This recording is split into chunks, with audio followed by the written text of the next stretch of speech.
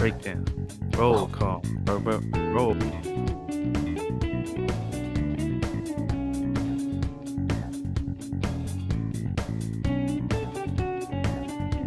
Yeah. Well, good thing this is the final episode. Okay, Wow. we're live. Can't believe we've done this for 45 years. Can you believe it, guys? Beautiful, 45 beautiful years. history. beautiful 45 seasons. 45 Good looks like he's about to unplug his computer. Like, Oh, sorry. I was slowly lowering the thing, making sure everything's working. Okay. this is like I do notice that I have like a pretty intense face when I'm actually working on shit. Yes. Yeah, same man.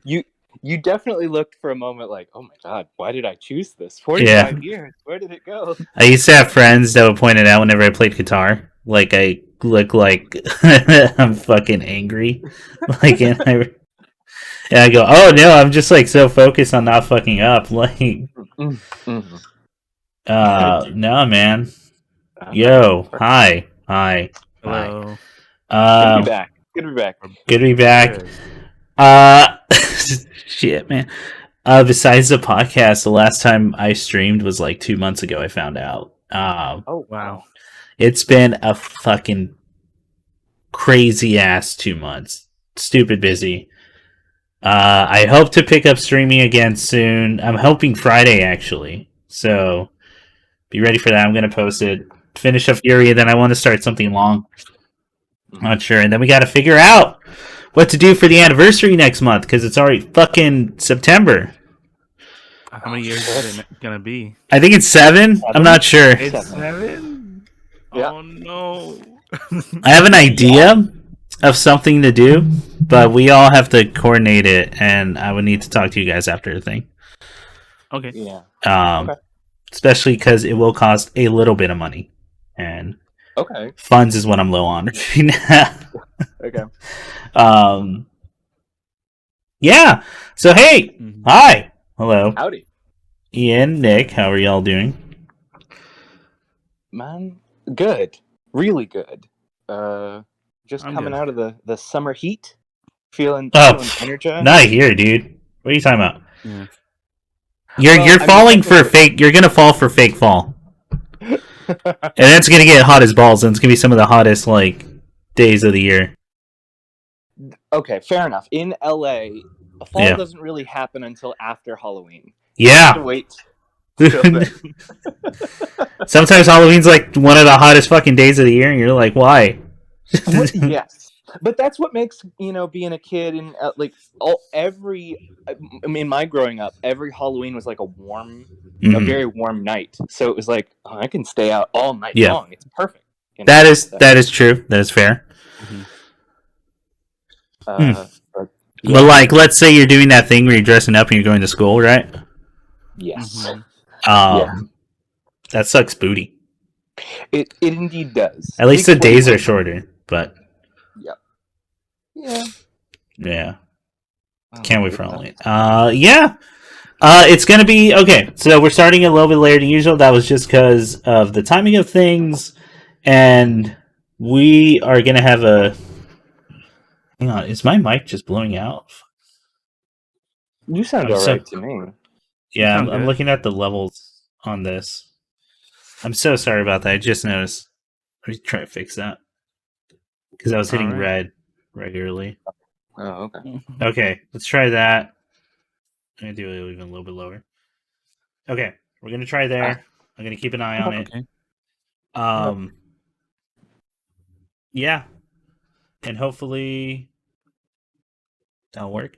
Okay, yeah. So it's gonna be a much shorter than usual podcast. So we're probably just gonna go right into it. We're gonna let Nick and Ian take the reins. I'll let you two decide who wants to go, and then I only got like one thing to talk about. So you first. Yeah, I'll get my stuff out of the way because it's not as much. Also, okay. So just been a lot of just a lot of work, a lot of my own projects as well. And during that, I did some of my own research, and I found a couple new bands that just come out that are really interesting. There was this one entitled Japan called Asuna Jokai. They're a they call themselves post black metal, essentially. Yeah. Or essentially it's like the vocals and the guitars of black metal, but it's arranged like a shoegaze song. Okay. Oh. Is that what the kids are And calling him? Like, what's it? Death gaze? Or like Death Gaze? Is or it? black gaze? Black Gaze, yeah. I think it's Black Gaze. Which I haven't heard Which before. I haven't heard Black Gaze. Is that like what a did new, is that? that like a new I'm thing? not Or? a fan of that name for the Black- obvious reasons. Yeah. Maybe I just haven't good. listened to the music. I get what you mean, yeah. You know what's funny about that? You told me about that band the day after a buddy of ours. I'll say his first name, Josh, and was like, "Hey, a friend of mine told me you're into black gaze," and I was like, "What? I've never. What are you talking about?" And he's like, "Yeah. I am too. I like. Are you like bands like what was it like Deaf Haven?" And some other two bands, and I've heard of Deaf Haven, but the other two I never heard of before. I was like, dude, I have no idea what you're talking about. I don't know why this friend of ours would tell you this, because I only know Deaf Haven, and I haven't even listened to Deaf Haven. He's like, oh, well, it's this genre and yada yada, and then you brought it up the next day, and it's just like, I'm always reminded of that fact when you hear a new word, you'll hear it within the next like few hours, even like 48 hours, yeah, or something crazy. Oh, really? Yeah. Is that weird statistic? That's interesting. Yeah, and I think part of it is. Oh, go ahead. I was gonna say it's like when you're a kid and you hear a teacher teaches you like a word like I don't know. I can't think of anything with iridocyclitis. Damn it! But you hear like a word. And you Anti-disestablishmentarianism. I want to hear that tomorrow. Thank you. Well, get ready to hear those words come up a lot. Yeah, but like, so that was funny when you brought that up.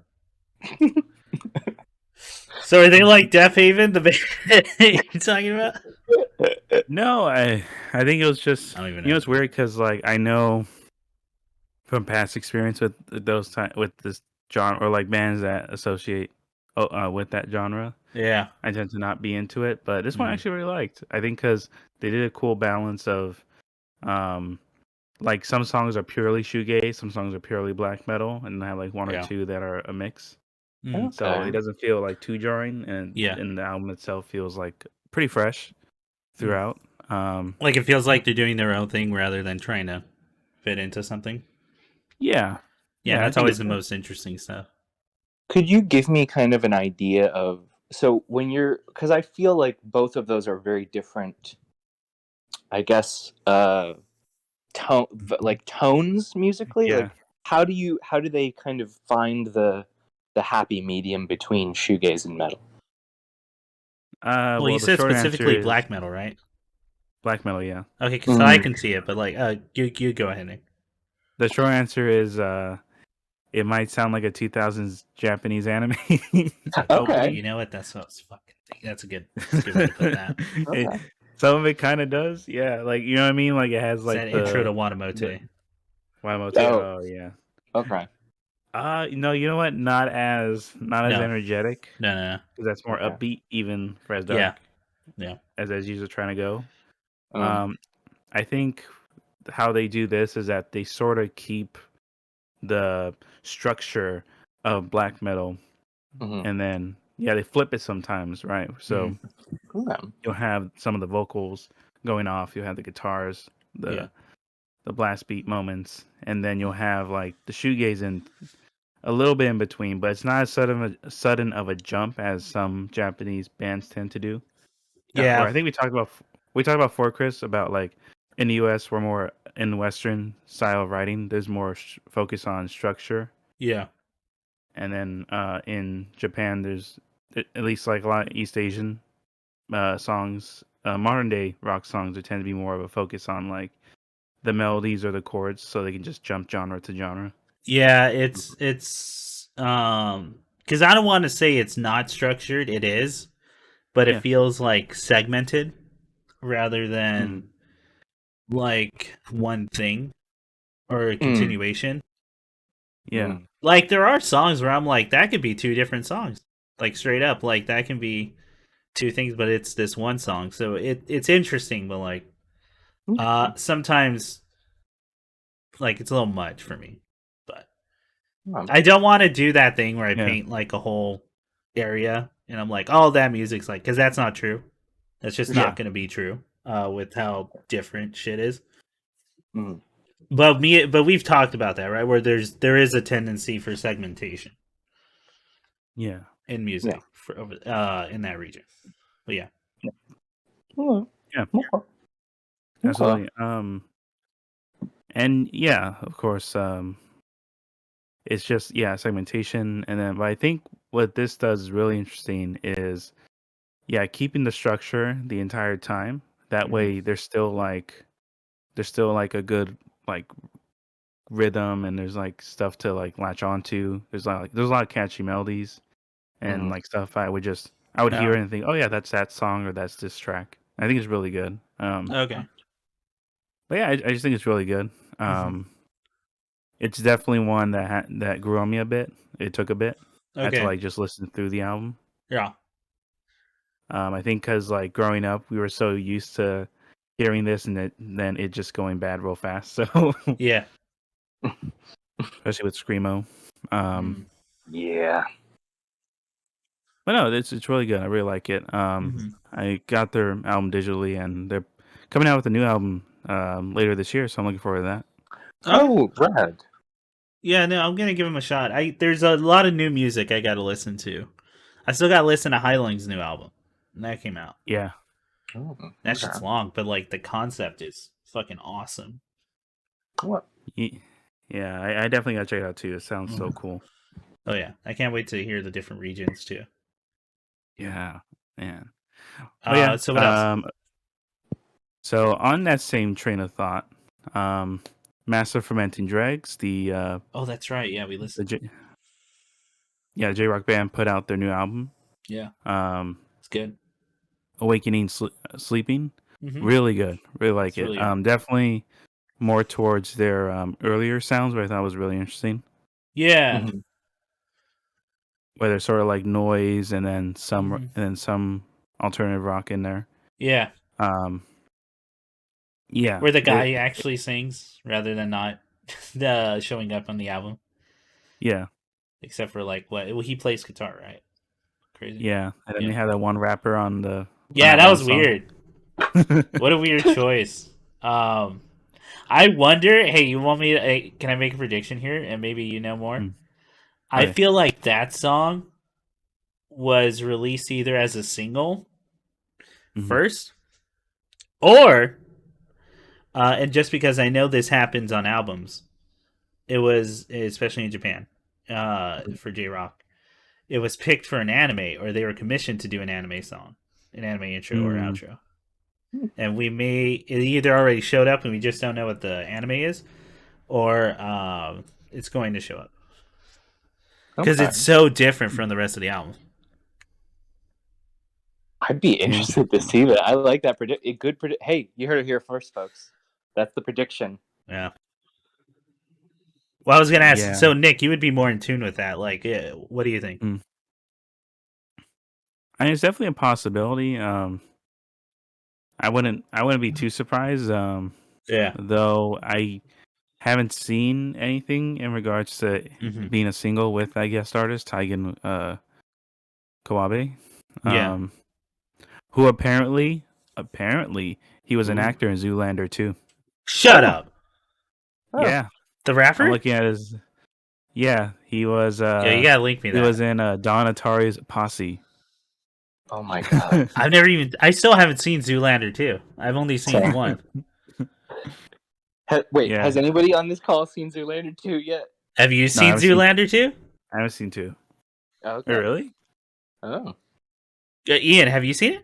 Oh no, I've not. I've not seen it. I don't remember hearing anything about it, so I don't know if it was good or not. The only thing I remember was it's like one of Kristen Wiig's last comedy movies because she Oh, is did a that true? bunch of like drama right after that, Mm, So Did that come out before or after? Was it starring Skeleton. Barb? Oh Go to Vista Del wait, Mar. okay, that did come out before. That did come out before. Fair Yeah. enough. I still gotta watch that one. I heard that one's actually really good.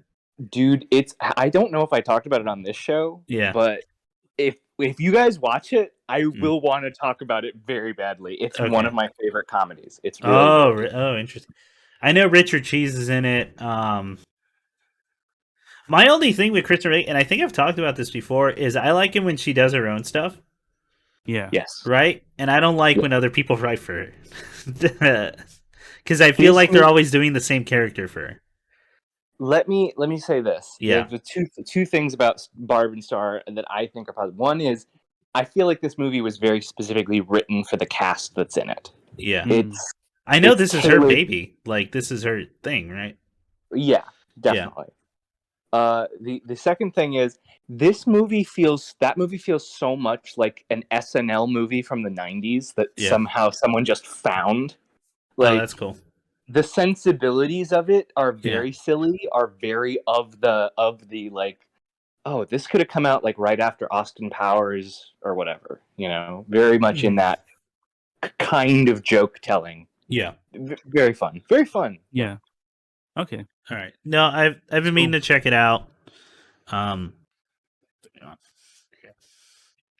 Need to get a coaster.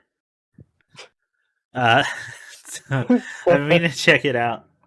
Yeah, because like I said, I like when other people write for. I feel like they're doing that character. I'm not too big of a fan of of that type of comedy. Yeah. I get why people like it, but it ain't for me. But when I've seen her like when she's like written her own thing, and I'm like, oh no, that's structurally that's really funny. Like, she very much knows her own strengths and all that. Oh, she's very clever. She's really talented. Oh yeah. I think that's why she and a handful of other of her contemporaries just have adapted so well to. Barry is technically a comedy too, but more dramatic stuff. Yes, but it's also like in that drama and like seriousness is where the comedy comes from too. Yes. I fucking love Barry, dude. Like, and also Barry gave me some fucking hard laughs. Like some of the hardest laughs I've ever had. Yeah. Watching a show recently. That last season was awesome. Yeah, the last season is very much like the thinnest line of like drama and comedy, right? Yeah. There's like scenes with especially the scenes with, I forget the character, but Barry's girlfriend just are. Yeah. Shit. Oh my god. Yeah. Some of the best acting is just from her, like, too. And they've talked about, I think other people who've worked on the show talked about, like, yeah, she's fucking stellar when they write stuff for her. Yeah. And it shows. I think she's one of the stronger actors on there. Or stronger performances. Really quick, before we jump back into music, I want to ask the both of you. What do you guys think about the suggestion of you actually need to cast the strongest actor to play a bad actor? Like, the idea is that she's, struggling with it. Like, I think that it takes a crazy amount of actual control to know, like, okay, I'm going to calculate how many wrong choices do I need to make that this is still a convincing performance that someone could get away with. Yeah. But I'm adjusting my kind of ability in this circumstance to this. Like, that is that's bananas to me. It's hard. Yes. Because you have to be acutely aware of like so many things. You have to know the rules to break the rules, right? Like, type deal. No, absolutely. I just want to say before we go back to music, one of my favorite lines in that entire show is when they're in the police station and one of the guys asks the two detectives, like, hey, where did that FBI agent go who was helping out with the investigation? And then the guy who I think was an SNL actor goes, I don't know. He loaded and cocked a gun and said, I have to go hunting for Barry, and then left. And it just cuts to the next scene right after. Damn. And I thought it was the funniest point because the scene where he says that too, it's like it's supposed to be an aside. Right. And he's like, no, he was right in front of us, and we just let him go. God. It's that dude gut laugh. It almost ruined the following scenes for me because I was still laughing like super hard at that It was so idea. good. Yeah. It's just oh god, just the hardest drama undercut with some of the dumbest fucking shit. Super fucking dumb. Like, Yeah. what was that woman? The woman that the last kill of season 1. Her Mhm. partner. Her Yeah. partner is ostensibly played as a comic relief character Yes. until he suddenly isn't in any way, shape, or form Yeah. funny anymore. Mm, You know, like Absolutely. Yeah. good goddamn stuff. Good stuff, gang. Good stuff. Oh yeah. Barry's fucking great. Everyone go watch Barry. so good. Yeah. I'm sorry, Nick. Go ahead with more music you were listening to. No, it was great. Yeah, in terms of those two, I mean, yeah, Master Printing Dregs was great. Definitely awesome to check that out. Yeah. And then lately, well, it's on pre-order for now, but I'm definitely gonna wait till the full album's like available to purchase. But I was checking out Micaiah McCraven's latest jazz single, Oh yeah, you're In telling me These about Times. that. Yeah. Yeah, he at the moment released a few singles for the album, and then like Mhm. you can listen to them like on YouTube or like the full album on YouTube, but it'll be available for purchase later. Okay. You know what? Yeah, really good stuff. Very, very much new jazz. Very psychedelic too. So it's like a very psychedelic element to it as Yeah. well, but it's not too overbearing. It's very interesting because you can see like these very little touches from other genres into it, but it's still jazz in that like there are still some free form soloing. There's like some experimenting with some of the instruments. Yeah, really good. I love Seven Strings so much. It's so good. Is Seven String? That's going to be the title of the album that's coming. That's upcoming for the new jazz. No, sorry. In These Times, the album name, and then one of the singles is Seventh String. Oh, okay. Yeah. God, that one's so good. I wonder if that picked up. There's like a truck outside. Oh, sorry. Go ahead. I gotta say that one in particular felt like the only way to describe it is it felt like when I listened to Fat John for the first time or like Nujabes back then. Okay. This very surreal, like Them big words. consistent feeling. Now Them that's big got my words. mouth watering. It's saying Yeah, big sounds- things over there. I think because it's just like my preferred style for the jazz, so like it hits all those little brain juices. Uh-huh. Yeah. The reptilian But yeah, no, you got a brain. full. I know. And it activates my neurons. It tosses my salad, and let me tell you, it mixes my salad. Let me tell Bristles you. your jimmies. It really does evenly distribute all the pieces of the salad to different parts. Yeah, no, it's so good. Like he's got a full band too, from Chicago recording, and it's crazy. Well, what's crazy is that this whole album took like 7 years to make overall. Essentially is McCraven's passion project, like that one he just kept in the back doing while he did like Chicago based like smaller projects. Yeah, it's really I was trying to fund it. Yeah. So it's cool like to see it actually come out, and yeah, it's just crazy. 7 years, orchestras, large random ensemble arrangements. Yeah, really, really cool stuff. Looking forward to when it's released for purchase. But yeah, right now that one's really good. Nice.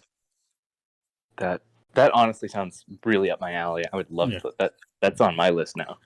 Yeah. Oh, excuse me. Yeah, that one was great. Trying to see if there's anything else worth mentioning. I mean, mostly all the stuff I listened to has been all the house music that's come out lately, or like West Coast. That's interesting. Like Narcissus and Otan, the whole like Eurodance project that Julian Mueller's doing is really good.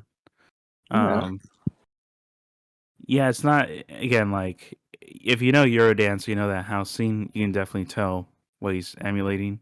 Yeah. Right. That very specific decade right before the 2000s. Mhm. So it's like this weird sense of like the sound is 90s, but then you can tell there's some like modern techno like Yeah, and then there's techniques being samples used. from the modern. Mhm. Mhm. Yeah. But no, I love Julian Miller's like projects. He does really cool stuff. Yeah, no, Yeah. they're good. He's good. Hmm. Hmm. I And then, oh, I was just gonna say, as you were mentioning that, I've been. It made me think of some of the affected piano I've been listening to. Like, I watched a little thing on Aphex Twin from the like late '90s. No, not for you. oh nice. You think you're Okay. so underground, yet no. IDM, huh? It's some I don't really know. cool young people music, from what I've heard. Oh my They're god, dude, fairly you're good. okay. So my sister likes Aphex Twin, and I was Oh, does yeah. okay. And then I was just like, "You're so fucking late to do all How that." dare you? I remember watching the Drummer Monkey video as soon as it came out. Listen, when you see Window Licker for the first time, you never Yeah, forget. Never yeah. forget. No, I'm sorry. I'm sorry. Aphex Twin is good. Damn. What? Shit. Is what we're trying to say. Yeah. Dude, you can buy butt plugs with their logo on it. What? Oh. Really? Yeah. Genuinely? Yeah. yeah. Yeah. I don't know if you still can. I just know they had it at some point. David, get the computer ready.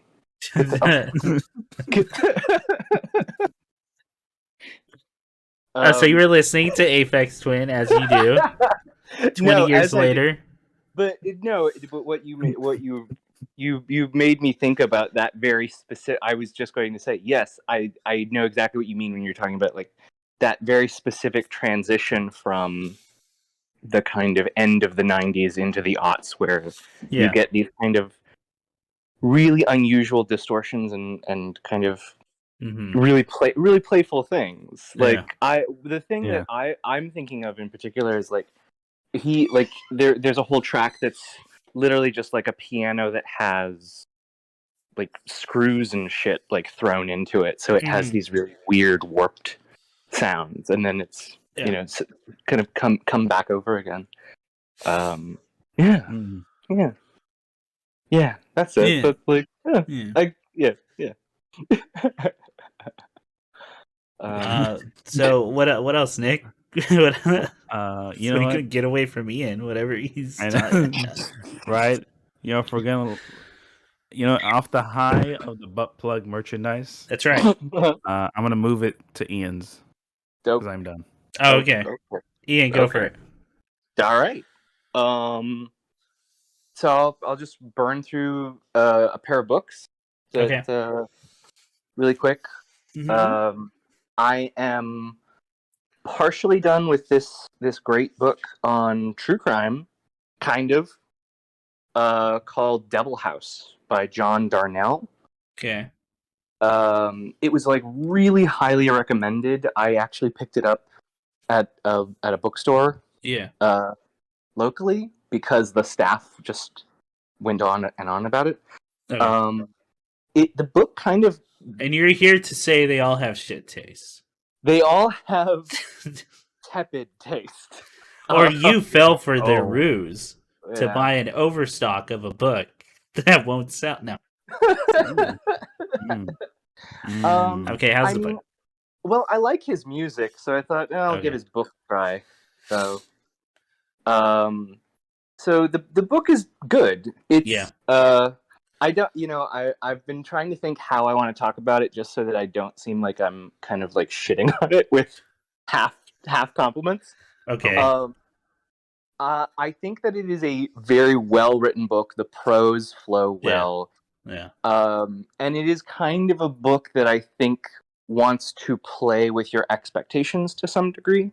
Mm-hmm. So, hey guys, if you think that a book about true crime written by the guy who did Mountain Goats sounds good, read it. I'm gonna spoil some of it though.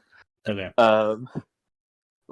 So the book kind of teases you with this idea of a quasi supernatural thing that's going to happen, but in earnest, it's a incredibly grounded book about the psychology of people who go through really traumatic experiences. Yeah. And it's there's a lot of great pains. I think what I like about it is there's a lot of great pains to reconstruct reality.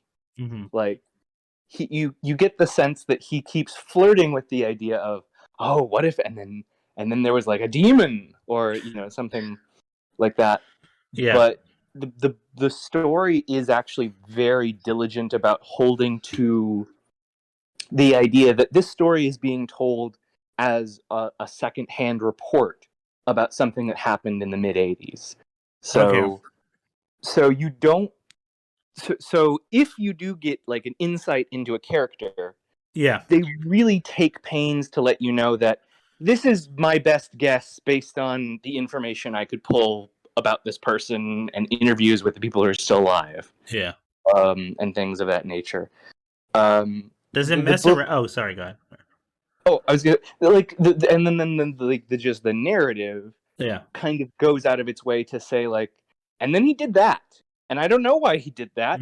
I don't have enough information to follow up on that, other than to say we didn't have record of him for the last 2 months. So something happened, and then this happened. So there are kind of. It doesn't feel like he's hiding anything. It feels like the genuine earnestness of when you read an actual true crime.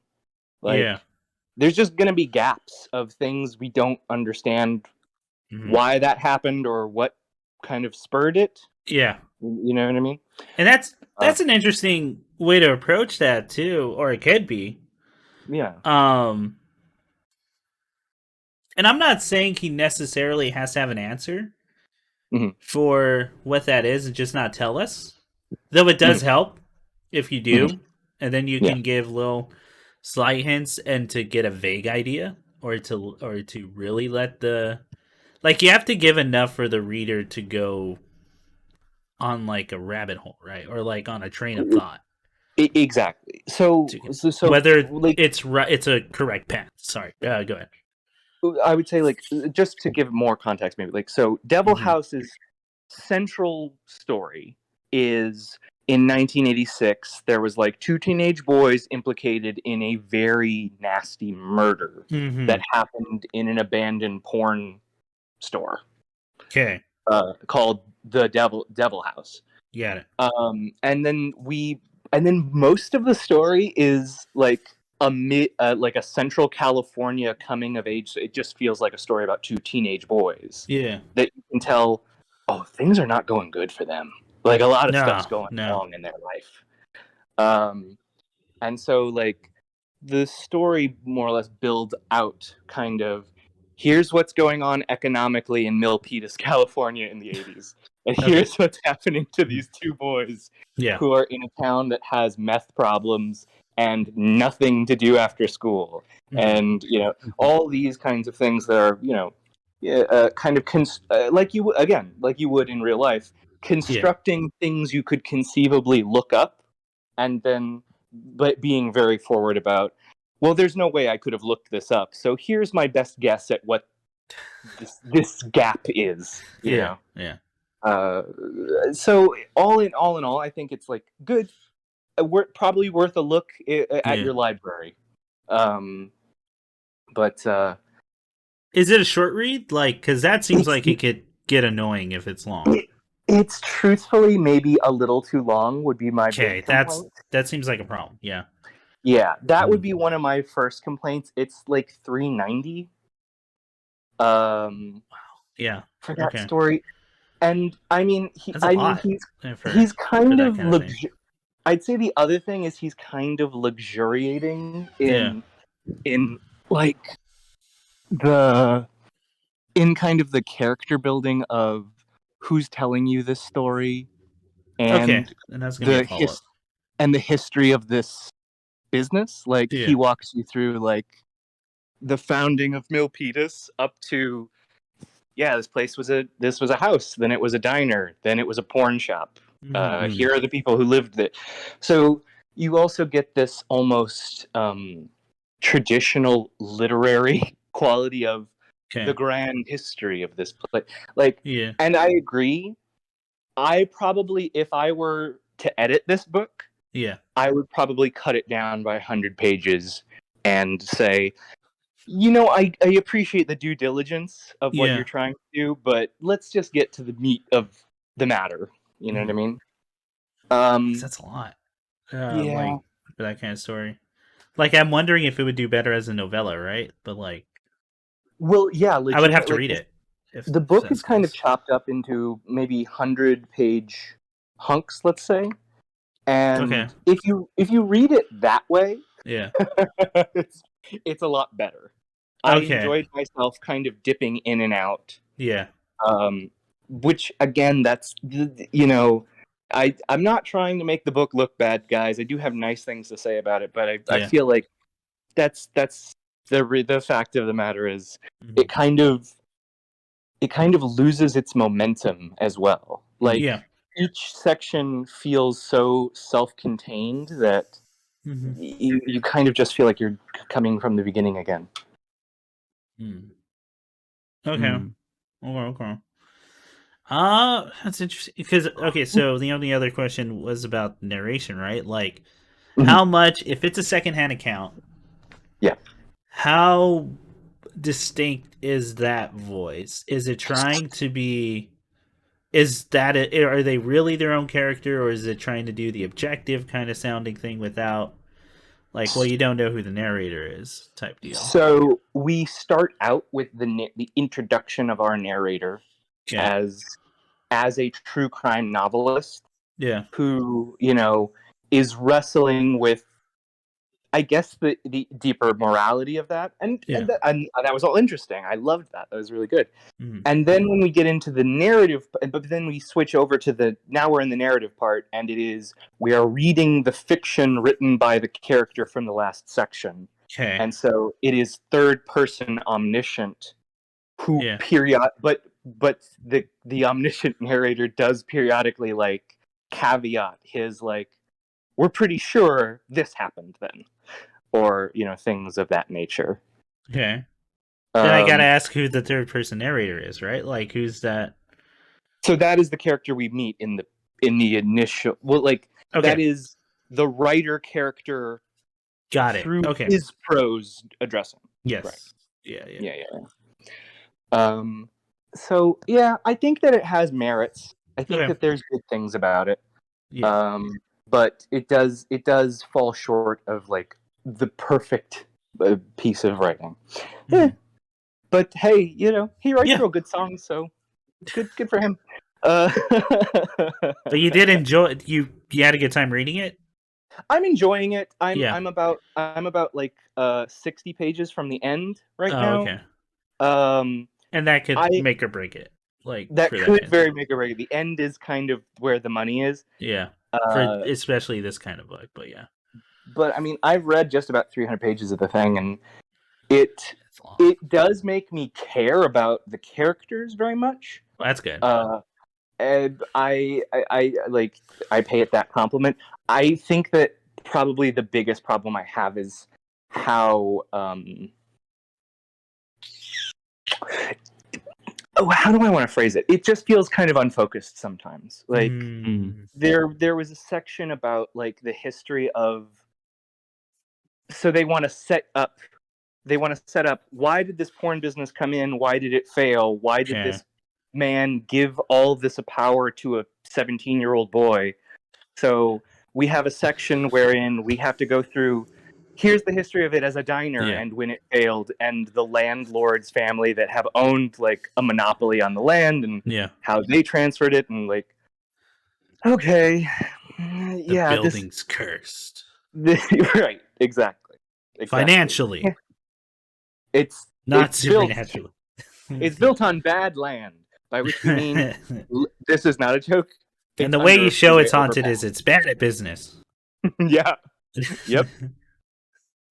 I mean, maybe I'll give it a shot because, like, I mean, you know me, I'm obsessed with like how story, like the structure of stories and how you go about them, right? Like, Yeah, I can't help it. That's just yeah, how I think about things when I go through yeah. them. But, Uh, um, I mean, it yeah, is like very much in this way a classical novel in that sense. So like, yeah, because when I'm reading it, I just think like, oh my god, this is like reading Trollope or Dickens, like English wow, writers from that period. Like, we don't need this much context. This uh, is, but I know that that's some people's taste.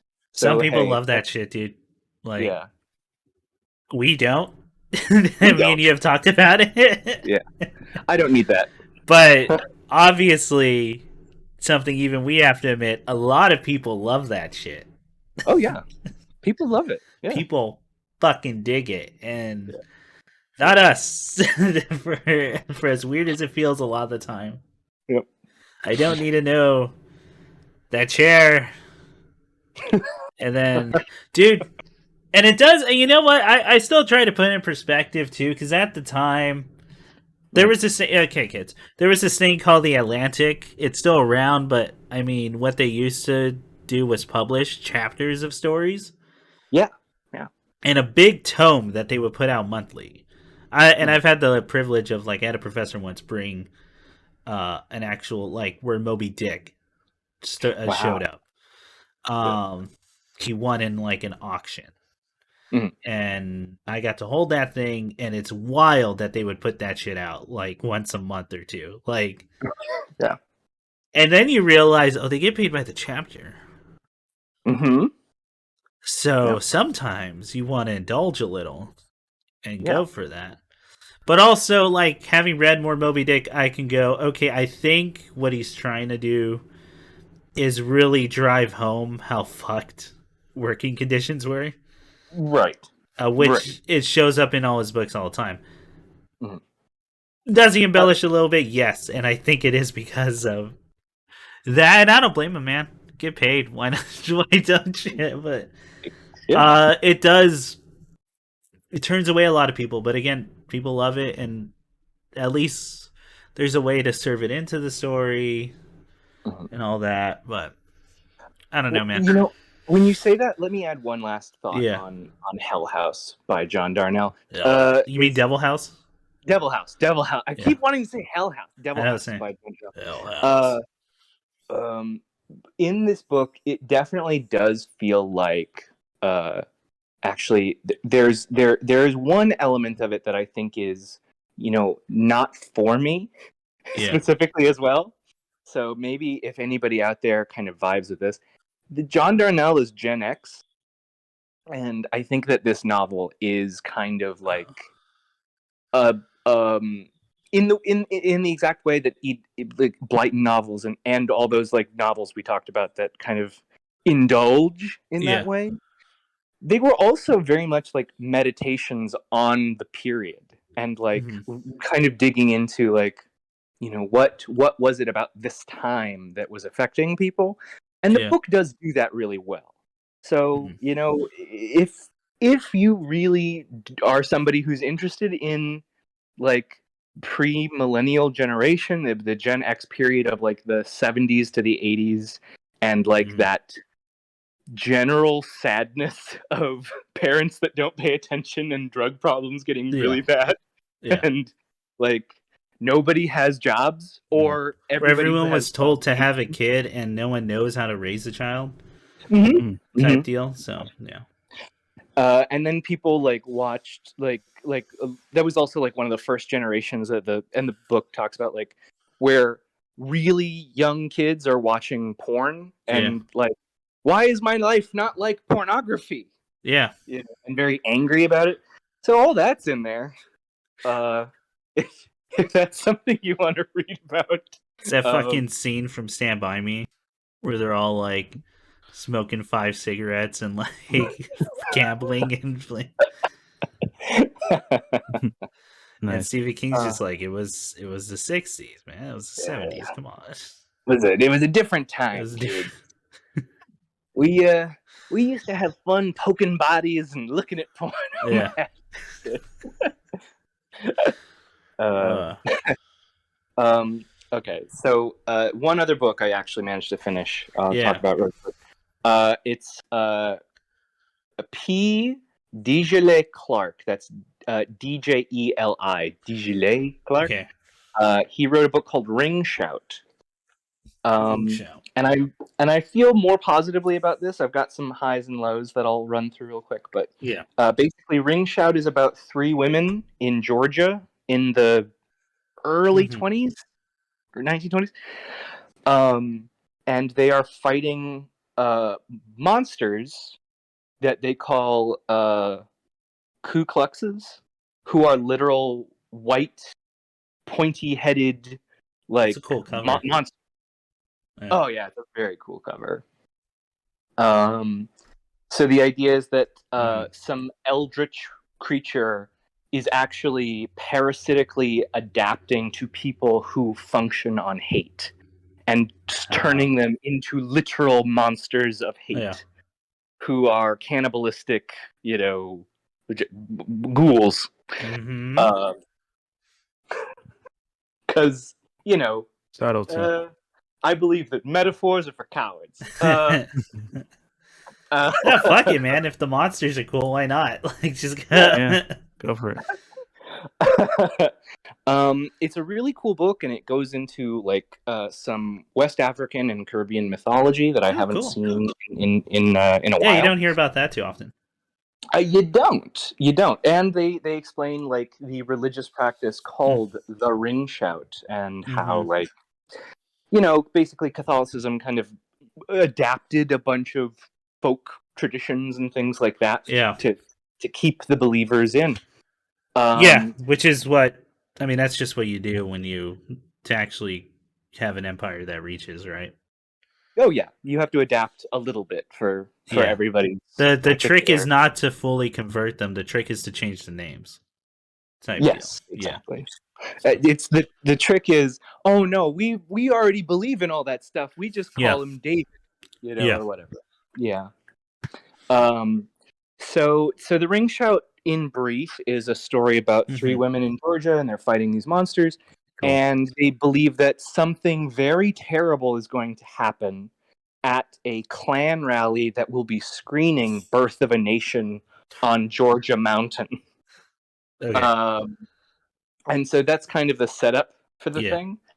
I think the writing is great. It's snappy. It's a fucking quick read. I think I finished this in a few hours. Ooh. It's a very fast read. It sounds rad. Like, it sounds like something I'd be into. I would say that the monster part. I'm not gonna. No, but it sounds good, and it looks like it has good reviews too. It's got good reviews. I would say that I'd categorize this Ring Shout as a book that you can kind of lump together with. There's a handful of other works that are like people reclaiming Lovecraftian fiction. Yeah, that's definitely been a movement lately. But like explicitly anti-racist Lovecraft stories. So this is definitely that. Like that, I think on the podcast at some point in episodes back, you listeners, you can spool through. There was a book I talked about called The Ballad of Black Tom, which is ostensibly about a black recommended guy. With it. Oh, is it? Yeah, and also Between Two Fires, which is a book I plan to read. But Between Two Fires, that was the one that got like the big recommendation, I think. I remember it's like a medieval horror story. Okay. But yeah, go ahead. Sorry. I was gonna say that Ring Shout, along with The Ballad of Black Tom, and even like Lovecraft Country, are, I think, a part of this new kind of genre that's starting to build in horror right now. Yeah. Well, the movement, and I've talked about this too, because as someone who loves cosmic horror, the movement to stop calling it Lovecraftian and to switch the name to cosmic, to move away from like the really crazy racist shit from Lovecraft, and to acknowledge kind of like the bigger themes and all that, but to also bring in the authors who were doing very who were doing all the same, well, not the same things, but like on the genre around that time as a movement. I don't remember, like, for example, like Clark, the guy who wrote The King in Yellow. I forget his first name. Something Clark. Arthur C. Clarke? No, No, the sci-fi not guy. No, not that guy. I'm forgetting the guy. Chambers. It was Chambers who wrote The King in Yellow, I think. King in Yellow. Yeah. But like, I don't remember. I read that whole thing. Not a single thing about the superiority of races in that book, guys. Not one mention. Well, So, I mean, Have we found his cat? That's the real question. would you like to say the cat's name? No. Hey, you want it? Yo, and if some of you are gonna be like Lovecraft wasn't racist, yeah, go look up his fucking cat. Fucking look up his cat's name and then look up the poem he wrote, quote About unquote, his to his cat. Mm-hmm. Yeah. His journal is crazy. Right. Anyway, and I've talked about the complicated part of that when you find out his actual upbringing. Yeah. And you're like, insane. there's no way there's no way a person comes out of that sane or healthy. Well, do you think that? Okay, this is a sidetrack question. Do you think he was sane? I don't know that he was actually like there. You know what I mean? Yeah. Like, I'm of the opinion he's not. Like, there's no way. Right? Because just based on like the upbringing in that spooky, he was raised in a spooky ass abandoned house with two old ladies. Two old ladies who would dress him up as a doll, like as a like specifically in like little girls' clothing that he outgrew. And then, but at some point too, you got to go. Yeah, but that doesn't excuse everything, right? Like you're a grown ass man. No way an excuse. Yeah. Well, because the two other things I was going to say is it's just you can see the dots. Like, he was so racist, right, that his wife left him in the 20s. And but then he wasn't racist enough not to marry a Jewish woman. But who had to keep reminding him. Like, I like this one. Right. And then the other thing was like he also starved himself all the time. Like he didn't want to eat anything but cake or chocolate or whatever. Yeah. So like that's not a well balanced human being. No. It's and I've talked about like again, I'm not trying to excuse anything. I'm just going at some point you can see where it comes from. Man, definitely. It's not part of like at some point you have to say he's not well. Like he is broken. There's no at all attempt to try to correct anything. And that's where kind of the folly is. Still super racist though. Super though. Super. We're all agreed. But also, if y'all want to feel really good about your writing, you should read his very first story, which I have, about the Yeti thing, because that is some hacky ass shit at the end. But but it'll make you feel good. You want to boost real quick? Yeah. So I guess what else? The one thing I would say about Ring Shout is it is all plot. It is. I really don't encourage you to get too stuck on any one character because they're kind of just there to make the next thing happen. I think the character we get closest to is our protagonist. Like she is, because just by the virtue of us spending the most time with her. Yeah, just by that. Yeah. It's like school. Yeah. Anyway. So it's again this one I'd say I have an even higher opinion of. I think it's an overall cleaner, better edited novel. And the guy clearly has more ideas. He teases you with like, I could probably do one about this or this, which is cool. But the biggest critique I would say for this particular novel is he's writing it as an action movie. He's right. He's kind of done. I'd say the harshest thing I could say is he's almost done that thing from the South Park joke of, I already wrote it in script form. That way they can just take it over and make the talkie pictures. It's very clearly kind of like, I think the length of the novel is about, if it 175.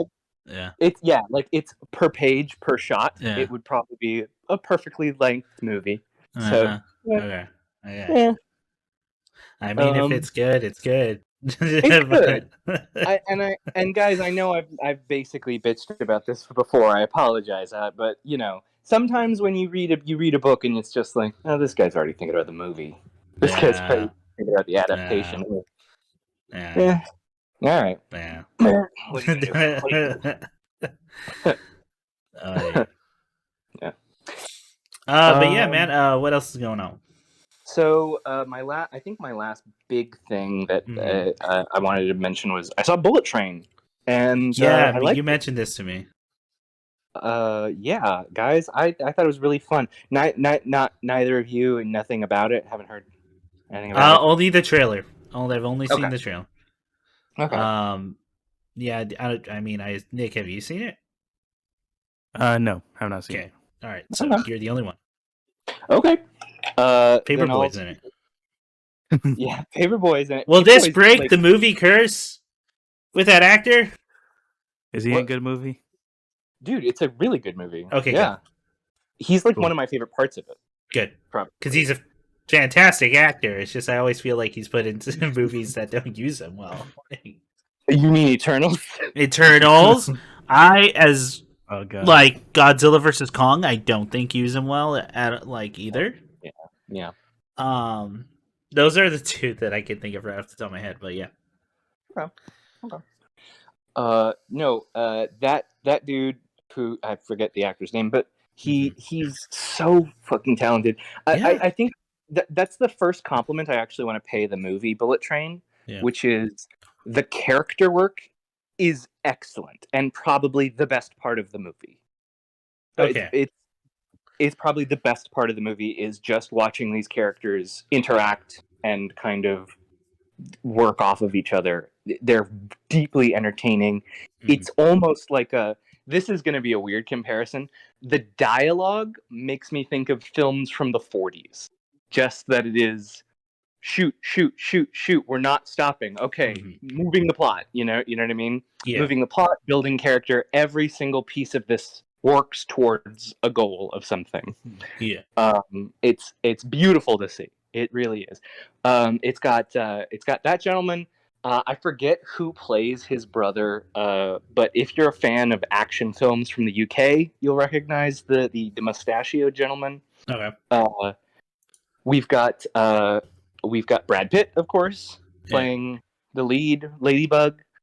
I'm trying to think who else is in this flick. Oh, there's another actor. There's another actor from Atlanta who makes an appearance in this film as well. Ern's girlfriend. Shit, I can't think of her name. But but I'm trying to remember too. Oh well, it's fine. And of course, Bad Bunny makes his film debut. So I don't even know who that is. No? Oh, that's okay. You're not missing anything. Oh yeah? Well, time to look up. Hang on. Okay. Well, you better. He just won a VMA last night, apparently. Did that happen? That did happen. I totally forget. I mean, you know me with award shows. I don't care. Is a Puerto Rican rapper. Yep. So I know when I went into the movie, he was the thing I was most worried about because he's never been in a movie before. Yeah. And I think that they did the exact right thing, which is he has 7 lines. Yeah. And then dies. And perfect. That is good. All we need. That's all you need. Good. Was it a memorable death? Oh yeah, Brad Pitt stabs him. That's what you need. That's all that matters. You just need to remember that scene, and you need to have positive feelings about it. And it leads to other really good things. Yeah, exactly. You guys get it. I knew you guys you'd get I know the cold business world of I don't know. Yeah, it's just a damn fun movie that moves Yeah. at a quick pace. Have either of you seen Atomic Blonde, which was by the No, same man, writer? I've always wanted to. I heard it was Okay, good. I'll get into it. I'll do it. So I like let me Uma say, Thurman, and like apparently the choreography's great. So like, yeah, and the same choreographer worked on this one. So yeah, which you told me, and I'm like, okay, yeah, I probably should see this. yeah, the fight scenes are fucking dope. They're great fight scenes. Yeah. And you also get that kind of well, like here's what I think is excellent is in tandem with the characters being so specifically defined, Yeah. all of their fighting styles feel so distinctive. Okay. Good. So a good example would be when Brad Pitt fights Bad Bunny, let's say. Okay. Like Brad Pitt Yeah. is doing like a Jackie Chan, like Okay. falling and tumbling and grabbing at things. Improvised. Yeah. Improvised fighting, and then when he's fighting against somebody else who has like a more formalist, like or maybe they're hack and slash, or maybe they're Yeah. Russian judo or whatever it might be. Yeah. The movie is just fun start to finish, man. It's not a deep movie by any That's probably what stretch. that movie has to be, right? What's that? Just fun. Fun. Yeah, it is just fun. Fun Yeah. action. It's a damn good time, and it's filled with really good actors doing good. Nice. Yeah, and also weird number. Also like Atomic Blonde, weird number of record drops. Like lots of like kind of. My mind went to Kill Bill, honestly, like with the way that, like, oh, okay, and here's the cool song for this bit, But yeah, nothing super deep to say other than it's very fun. I'd recommend it. Yeah. Okay. Yeah. I'll probably check it out if I get a chance.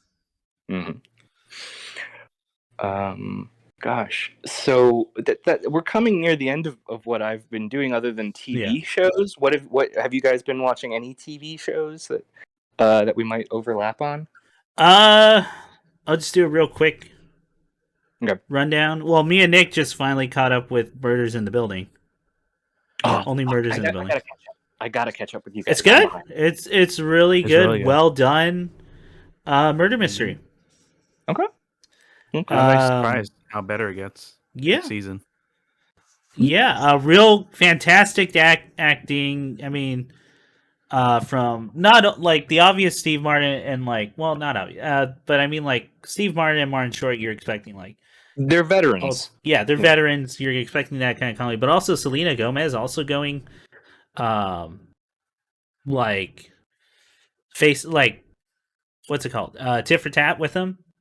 Right. Like also keeping up and just being like, oh, they're all good. This is a really good dynamic. Like all three are just have really good chemistry. Okay. Which you need in that kind of like story. Yeah. Especially when like everyone else is saying, wow, they're really good together. And like, oh shit. The mystery's good. I've talked to Nick about this. I think that show shines the best, and they really lean into it the second season. Where they do an episode and it's just on one character. Ooh, and you just get to know them. Okay. Like I still think probably the best episode of the second season is when you follow Bonnie. Or the entire episode. I think it's at least my favorite episode. I think it's great. And then you're gonna watch and go, oh yeah, this is Chris's favorite episode. Okay. Because it's just following a person's day. It's good, man. I totally fell for the red herring in the second season. Yeah, actually got me too. Yeah, it was really good. I'm still thinking if like it was a little cheap at the end for a second, but no, I mean coming out of it I felt good. Maybe if I think about it some more. But like coming out of it I felt good. The first season's just like, how do I put this? And I don't mean in a bad way, but it's gonna come off bad. So I'll say it first and then I'll explain kind of what I mean. The first season is obviously what the story they wrote beforehand was, right? Everything's tight, everything leads to another. While the second season it's really good. It does feel like they're just at we have to come up with a new mystery in this building. And we're adding stuff that happened that you didn't see in the first season on there. And it's nothing that changes the context of the mystery, which thank God that would have been the pitfall. Yeah. But it changes how you view characters. Okay. Which they do utilize in the second season rather than like trying to change how you perceive them in the first. Like they're still keeping the essence of who that character is, but you're just getting more details about them, type deal. Okay. And they're becoming human, essentially. Yeah. So that's why I was like, wow, it's really good. That's really good writing, actually, if you can not succumb to the usual pitfalls of that, right? Yeah. It's good. It's a really good show. Fun. It's fun if you like mysteries and murder mysteries. Everyone has like the fanciest clothes or like really well wardrobed to the point where you're like, I don't know how people are affording shit. Like, I guess because one of them is like canonically like not making rent right until he does, and then I mean the other one's like a ex-Hollywood actor for a giant TV show that was syndicated. Okay. And then you get Selena Gomez's character, who literally lucks in to the apartment. But it's still like, wow, I'll never live that life that they're living. It's good. It's a lot of really well framed shots too, that I really like. It's great. It's a fun show. Totally worth your time. I think you'll enjoy it, Ian. Okay. Oh, fantastic acting all around. All right. I will. I can do all of 1 and 2? All of 1 and 2 now? Yeah, I think, season 2 is done. Oh, excellent. Nice. Did you guys get around to Sandman? No, not yet. I'm actually debating about rereading all the Sandman, because I haven't done that in a while. I respect that. Before watching. I want to. I mean, I told you when they did the first season, the first season on Audible for free, and I listened to all that. Yeah.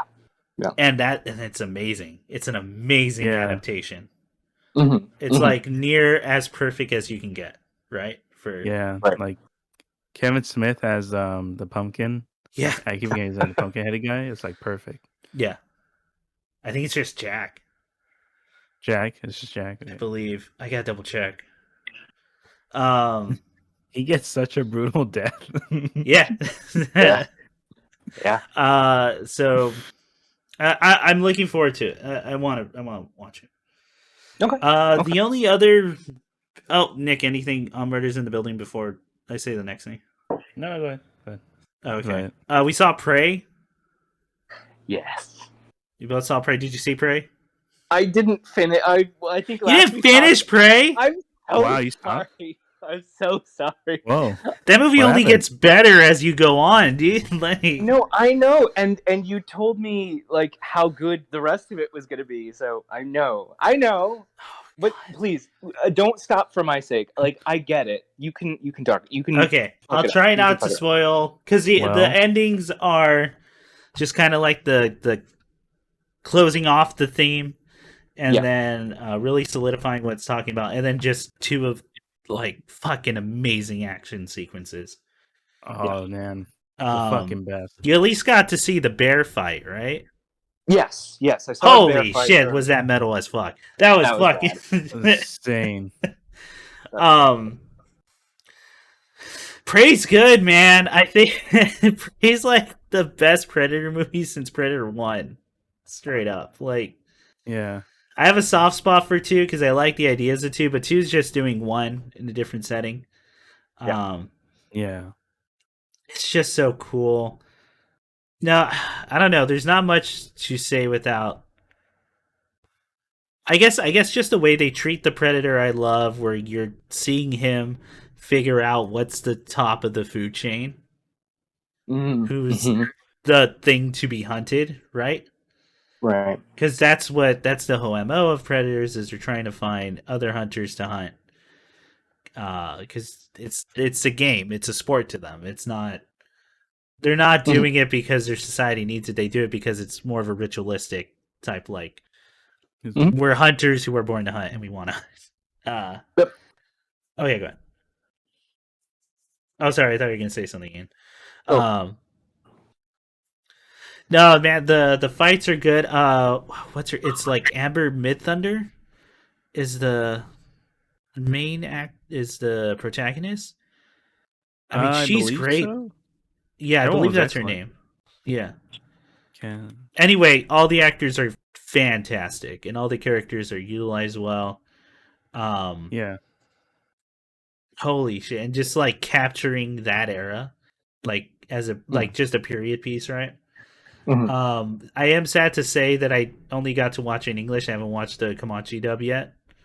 But I plan to do a second viewing anyway, so I'm gonna watch it in that Yeah. because that's just Absolutely. too fucking perfect, right? Like I want the full immersion. Mhm. Yeah.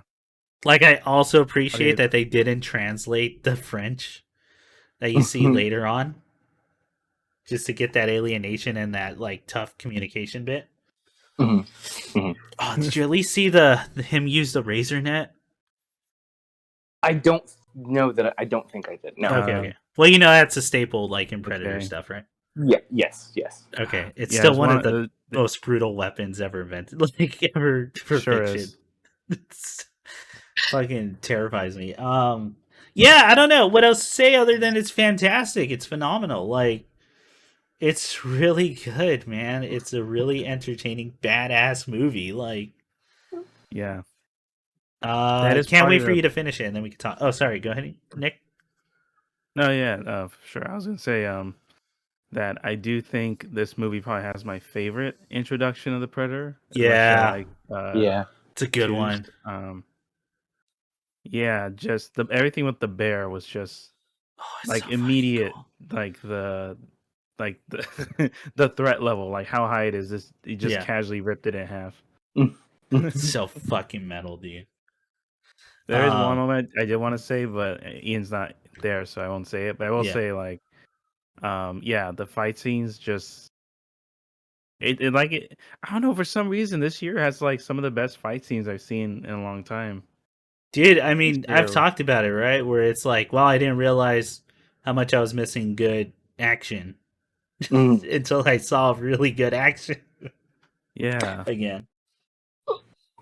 Like, truth be told, yeah. Like, as fun as those movies are, Mm-hmm. we like fucking the choreography that you see in, honestly, guys, most of the things we've talked about today, like Mm-hmm. just Head and Shoulders, it's a different dimension.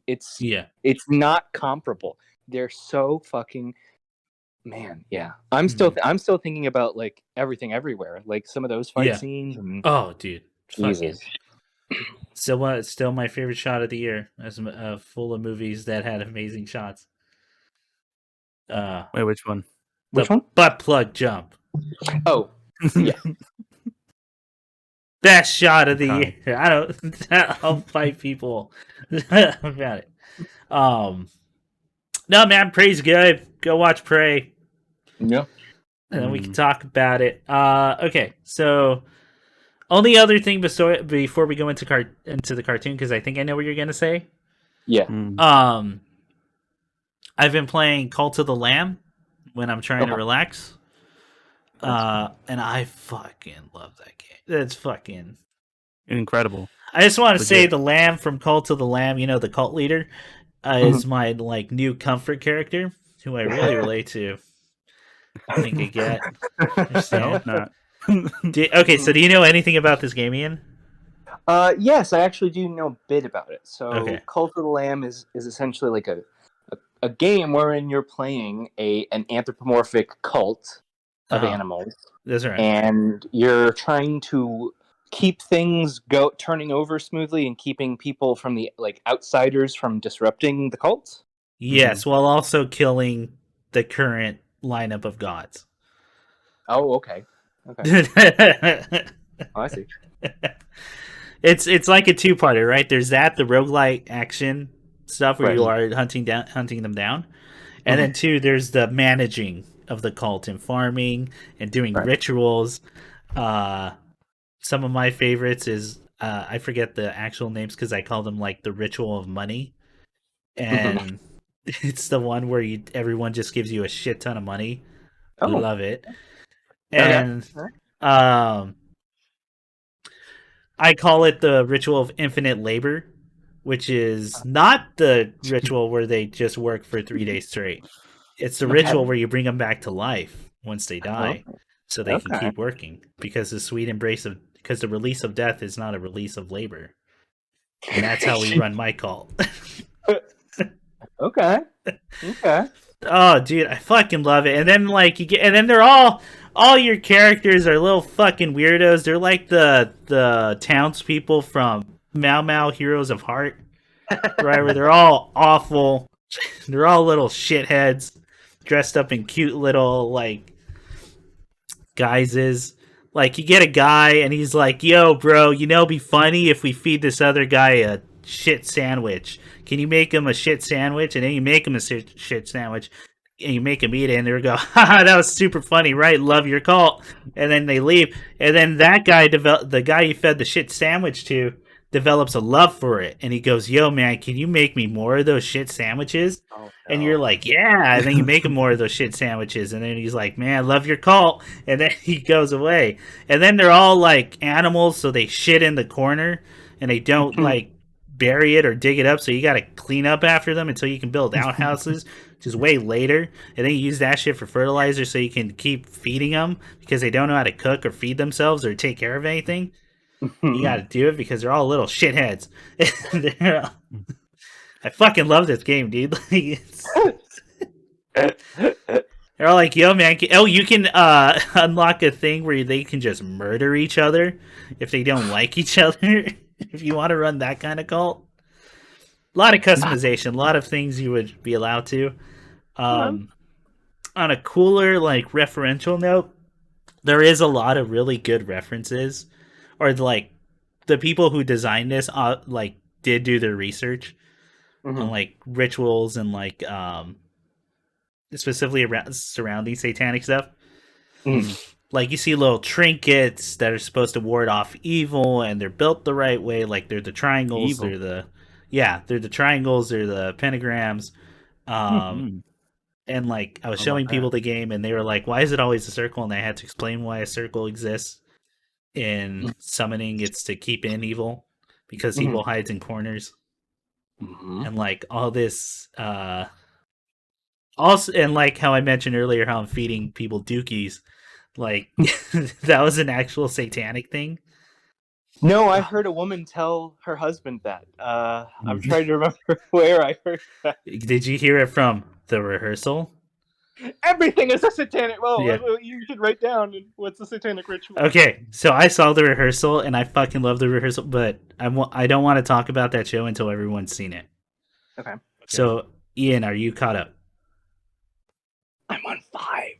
You're so close. I'm not on 5. I've gotten all the way up to I was 15 minutes in to 6. So okay, I'm on 6 right now. We'll save that until everyone finishes it, and I know Nick hasn't finished it.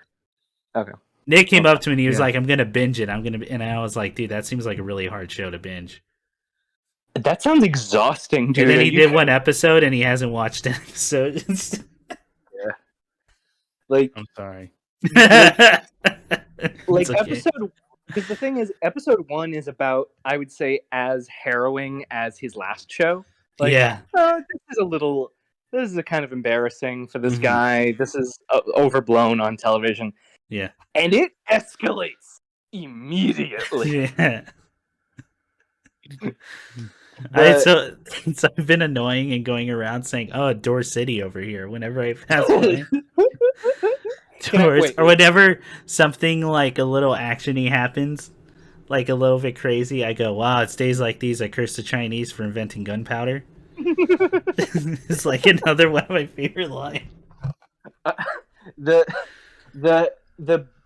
I think though I don't want to. So I'm gonna say this as to not spoil it. Yeah. For those who don't know what I'm talking about. Mm-hmm. But the whole thing about that old man and his farm. Yeah. Jesus fucking Christ, dude. Yeah. What? Jesus Christ. What? Yeah. Why? So I can't wait for all of you to finish it. We got to talk about that fucking show. People are fascinating. People are fucking wild. Yeah. Sometimes a rehearsal is all you need. Sometimes all you need. Go ahead, Nick. I was gonna share. I want to say real quick. Ian, yes. What's really funny is that for the first episode, right, the bar. Yes. Mm-hmm. Yes. So the really funny thing is that a friend of mine, he talked about doing stand up at that bar. Oh my god. With the actual location, and he said how freaked out he was when they showed the replica, how dead on it was. He said the only thing he think was unrealistic was how clean it was, because in real life it's super dirty and there's some bums in the front. Jesus, that's wild. Yeah, dude, that show might be the best show on television. It legitimately it might. So again, out of context, this won't spoil anything. But I think it's episode 4 or 5, wherein Nathan is actually just talking out loud about and what is the thing I'm doing immoral? Yeah, is this actually wrong? Yeah.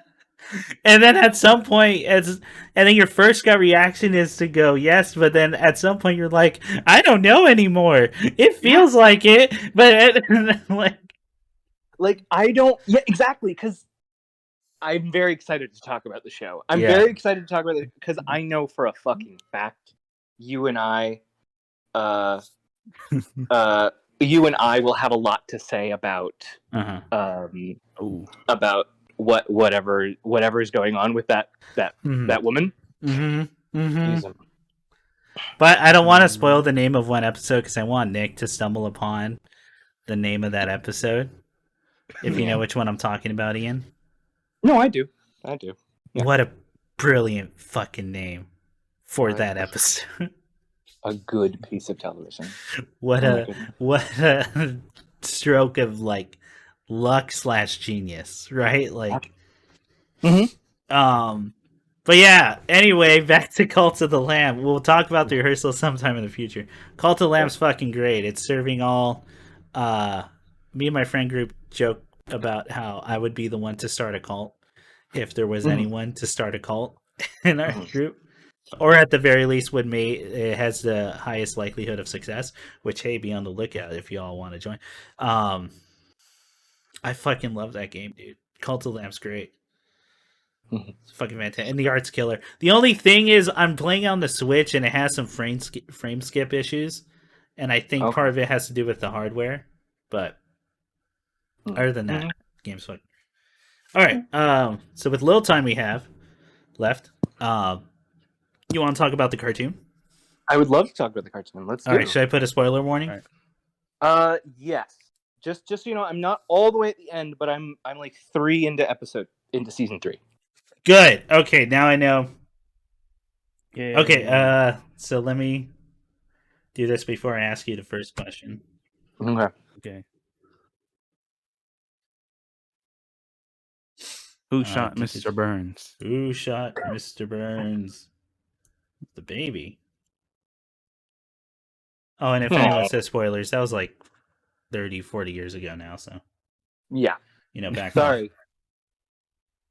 It wasn't good. It's not good now, and it wasn't good then, but it's a very funny set of episodes. All the clues were there. Anyway. They were. Okay, so for the audio portion, spoilers for Amphibia for pretty much the rest of the podcast duration. Okay.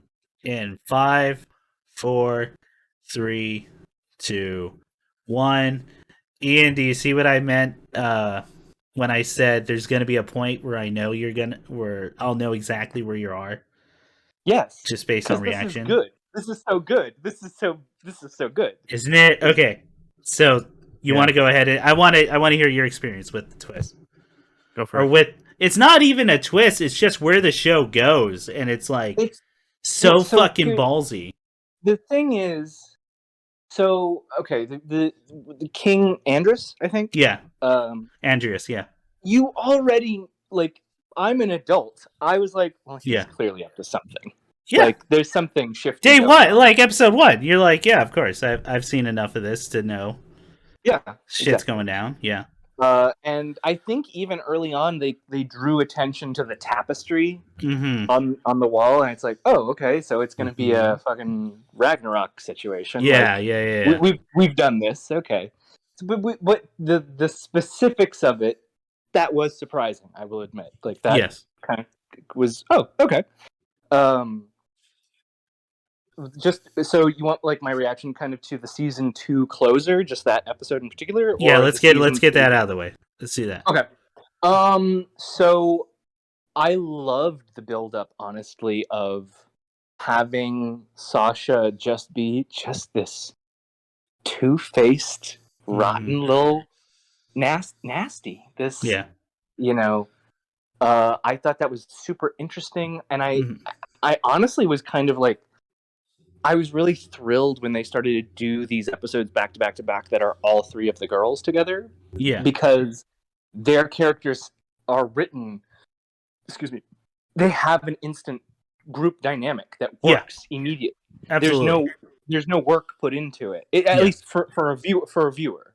It feels automatic. I love that. I really liked you're talking about the revelation that their other friend knew what the box would do to them as well. And that was, I really like that. It's giving everybody kind of more stakes into what goes on. They're not just innocent bystanders now. No, they're active participants, right? It's literally a transition from like reactive to proactive. Yeah. Right. So. Exactly. Yeah. So what's Anne's other friend? That's not Sasha. What's her name again? That's not Is it Marmy? No, hang on. Marnie, I believe. Hang on, I gotta fucking Amphibia. Well, while you're looking that up, but the revelation that this young lady did this to her friends deliberately. Yeah. And that she's been holding that in her back pocket. That I didn't see coming at all. That was a total blindside for me. Yeah. Oh, Marcy. Yeah. That one's totally took me off guard. Did you guys see that twist coming? Do you? Because I feel like that really surprised me. Okay, so in my head, it wasn't going to be... She was obviously going to have some part in it. I just didn't think she would be so active. I thought it would have been really passive. Maybe I gave King Andreas like too much credit before it goes on, and which to a good point because he's obviously being used. But once it's as active as it is, which is way more bordering on malicious, I would say. Which is bordering on like and it's straight up like you should have been smarter, about that because there's way too many signs. Exactly, and especially if you're as like, it's not negligence. Well, how would I put it? Childishness. Okay, there it is. Yeah, she's naive. Yeah. She really is, and that's 100% believable for someone that age. Yes, I agree. But I do love that it keeps because here's now I'm really excited to talk about this because I think that basically everything after the box is put onto that pedestal and the whole like castle shoots into the sky. Yeah. I couldn't look away because it was all just, this is all gold. This is all gold. This is all so good. And it all looks fantastic. Like, it looks beautiful. fucking intimidating. It looks like the end of the world. Like, Yeah. type deal. Yeah. Yeah, definitely. I was very impressed by that. I really like this idea, and I think we talked about it a little bit before, this idea that all three of them are really representing their own interests. Mm-hmm. They all have motivations that are counter to each other. Yes. That Marcy actually doesn't really want to go home at all. For really good reasons. For very good reasons. Yeah. That Sasha just has this compulsive need to be in control of other people. And Sasha's so into belief that, like, this is a way to approach life. And it's one of those things you always hear that, like, at your core, you're a good person, you're just making bad decisions. And when people say that, a lot of the times I actually don't believe them, because, like, at some point you are your actions. I agree. I don't think you can keep distancing yourself from those events. Exactly. And to a point that's healthy. But this is straight up like, no, she's still a kid and working it out. And it's going to take a lot of work, which she does. Which she is starting to do. It's such a fascinating... we've said it before. She is the most interesting character on that show. Definitively. Yeah. No, like, what a fascinating, like, delve into that archetype, right? Yeah. It's something that could so easily be written off. Yes. Or mishandled. Yeah, and okay, just to build on that idea as well, the idea that, you know, yes, our cast are kids, adolescents, and, you know, and that's why I think, like, when I'm thinking about Marcy's confession in the castle, and you get this big kind of breakdown of, oh, I've just been betrayed twice in a row. Yeah. From your naivety. From my own naivety, exactly. Yeah. And you do get this moment wherein, well, at least when I'm watching it, where I'm thinking both of those things. I'm thinking, like, what a fucking evil thing to do. Genuinely, at this point, after everything you've gone through, there's something about this that is malicious on both of them.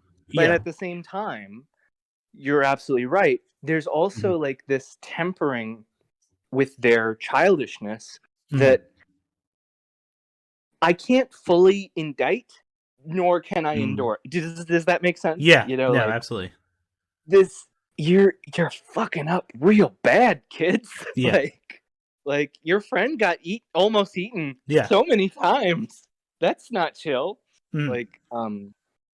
And yeah, so I mean, I think that aspect, at least from the character standpoint and their interactions, I love. I want more of it. I love it. So good, so good. Yeah. Gosh, and yeah, to Nick, to what you said, I think the animation is beautiful. Yeah. Just that whole fight scene where we first get her kind of activating by the gemstone. Yeah. Oh man. Really so beautiful to watch. We watched anime. So it was very anime. It was very anime. Yeah. Well, and then they've given it like this J-pop, like fun, quirky little. Yeah, they gave it like yeah. Okay, so I feel like we still haven't talked about the twist, which is the portal opening up for end of season 2 into 3. Yes. And okay. I'm so happy. I'm so happy. I love it. I love it. Fucking dude, like, of all places, right? Like LA. Why not? And hard LA too. It's not hard. Well, it's the hardest I've seen in a cartoon. It's not It's not as bad as it actually can be in a lot of places. Yes. But it actually feels like someone lived there.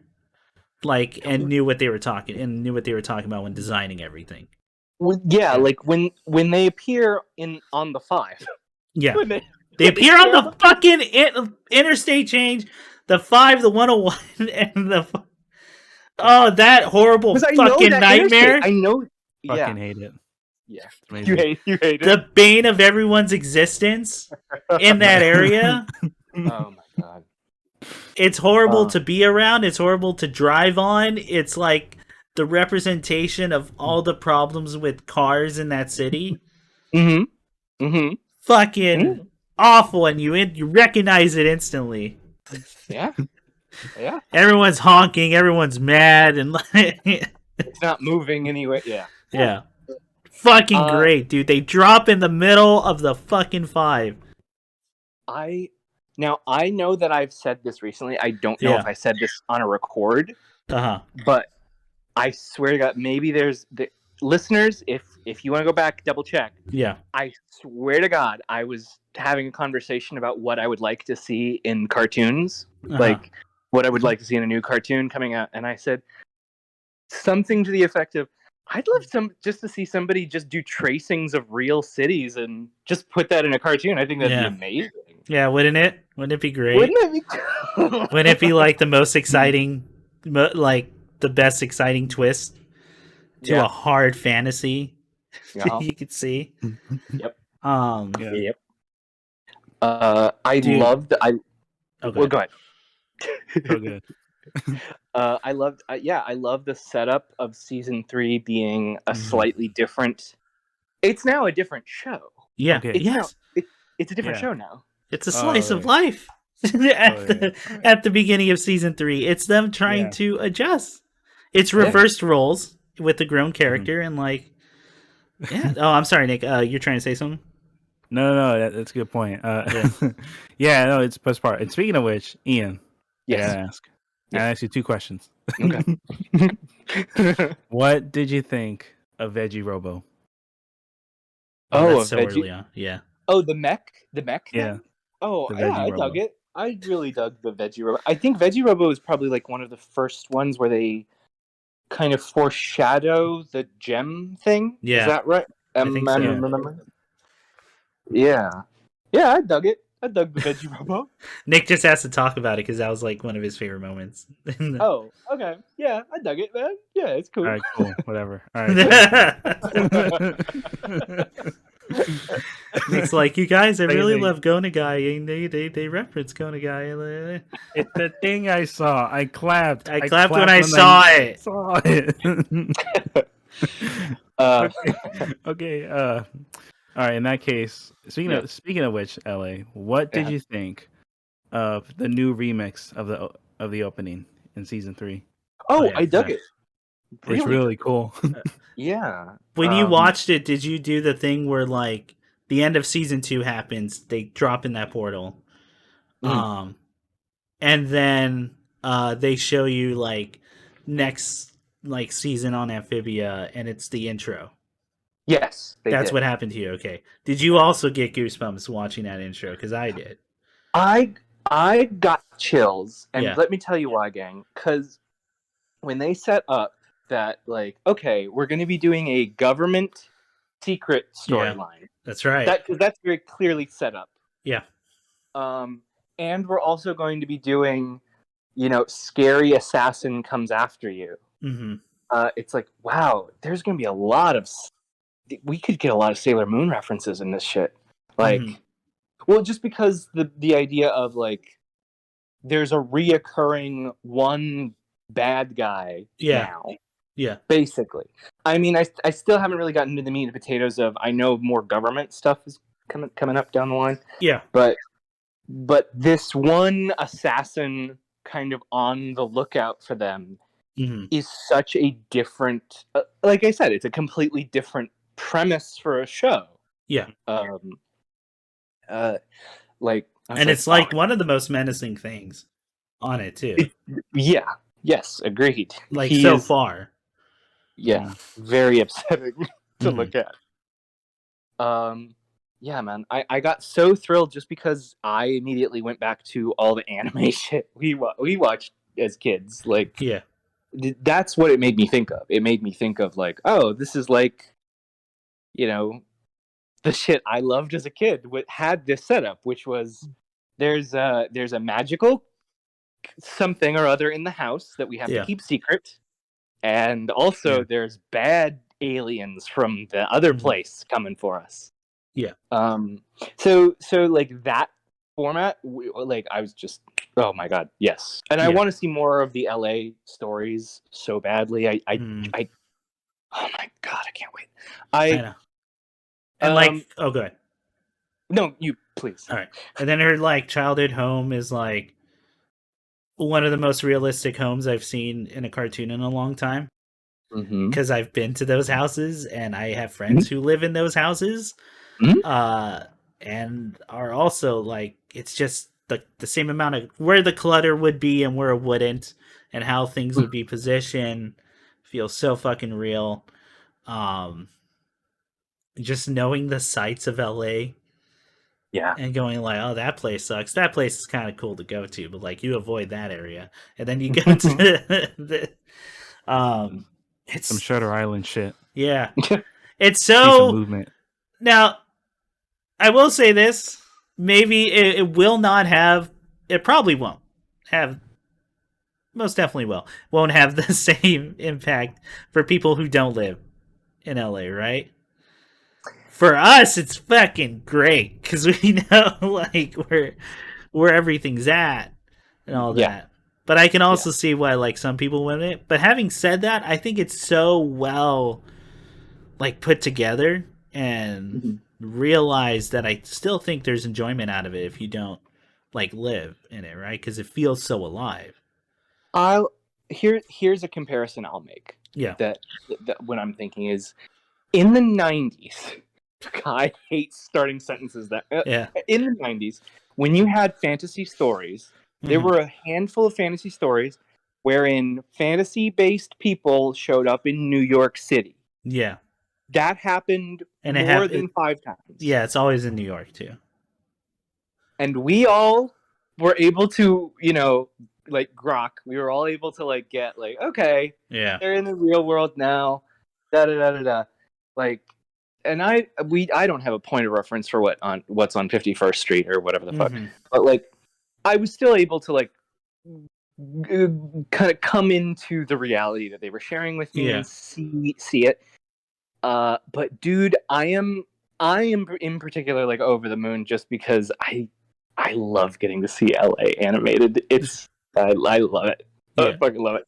I don't care about the rest of you and what you feel in the other. I was done seeing New York for the 100th time. Yeah, especially like I've seen dinosaurs walk around. I've seen princesses sing in the park. Yeah. I've seen gosh, what else? I've seen a little kid get lost multiple times. Several times. I've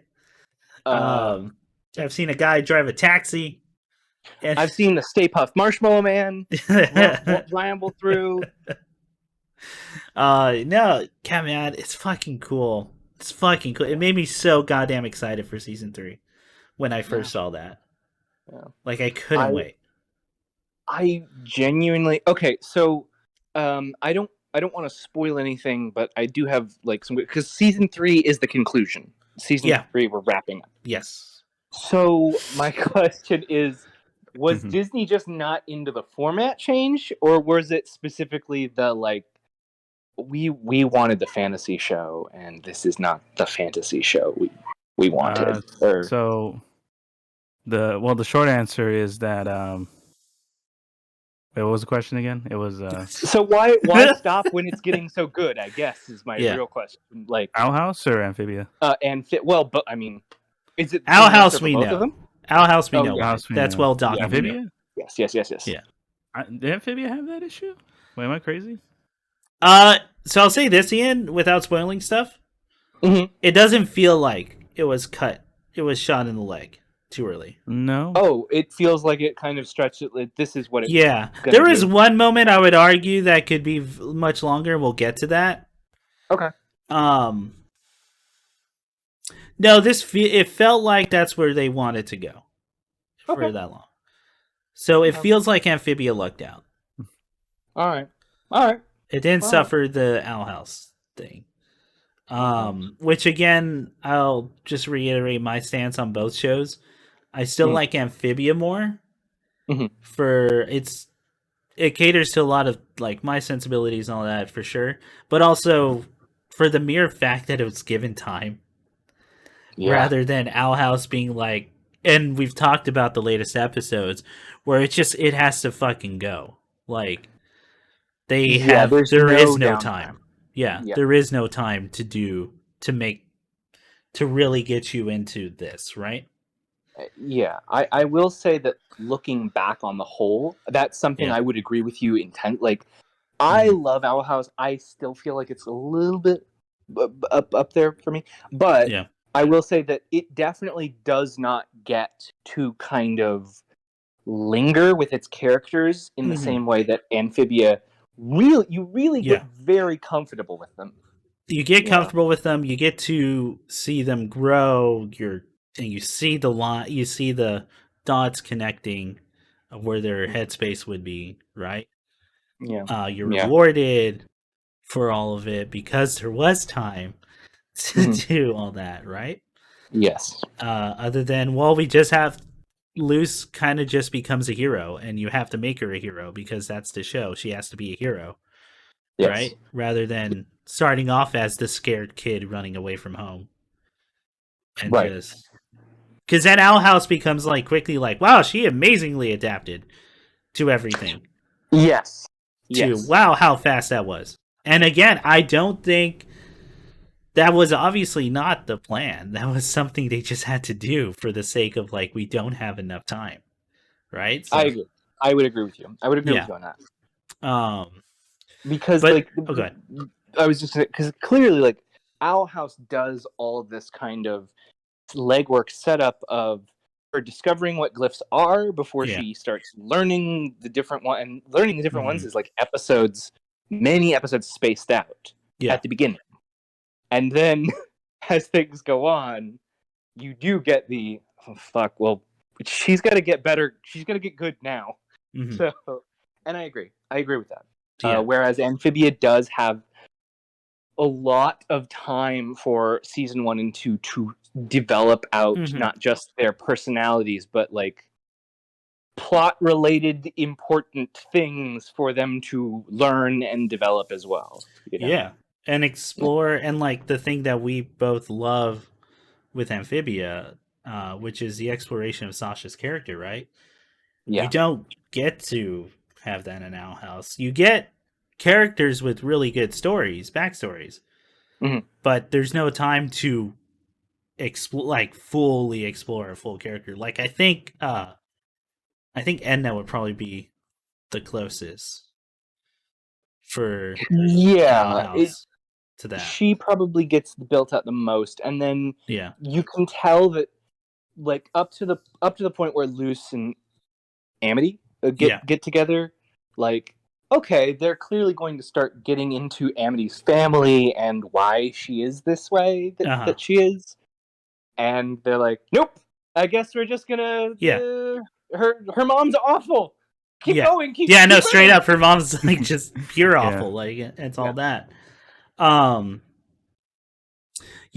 then you don't get to like, again, and I'm sure it would have happened if they had more time, but you don't get the Sasha thing, right? Where it's like you take an archetype and you explore, why would a kid do that? Why is a kid thinking like that, right?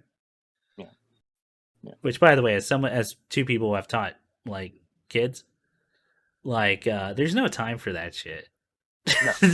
in real, there's no time.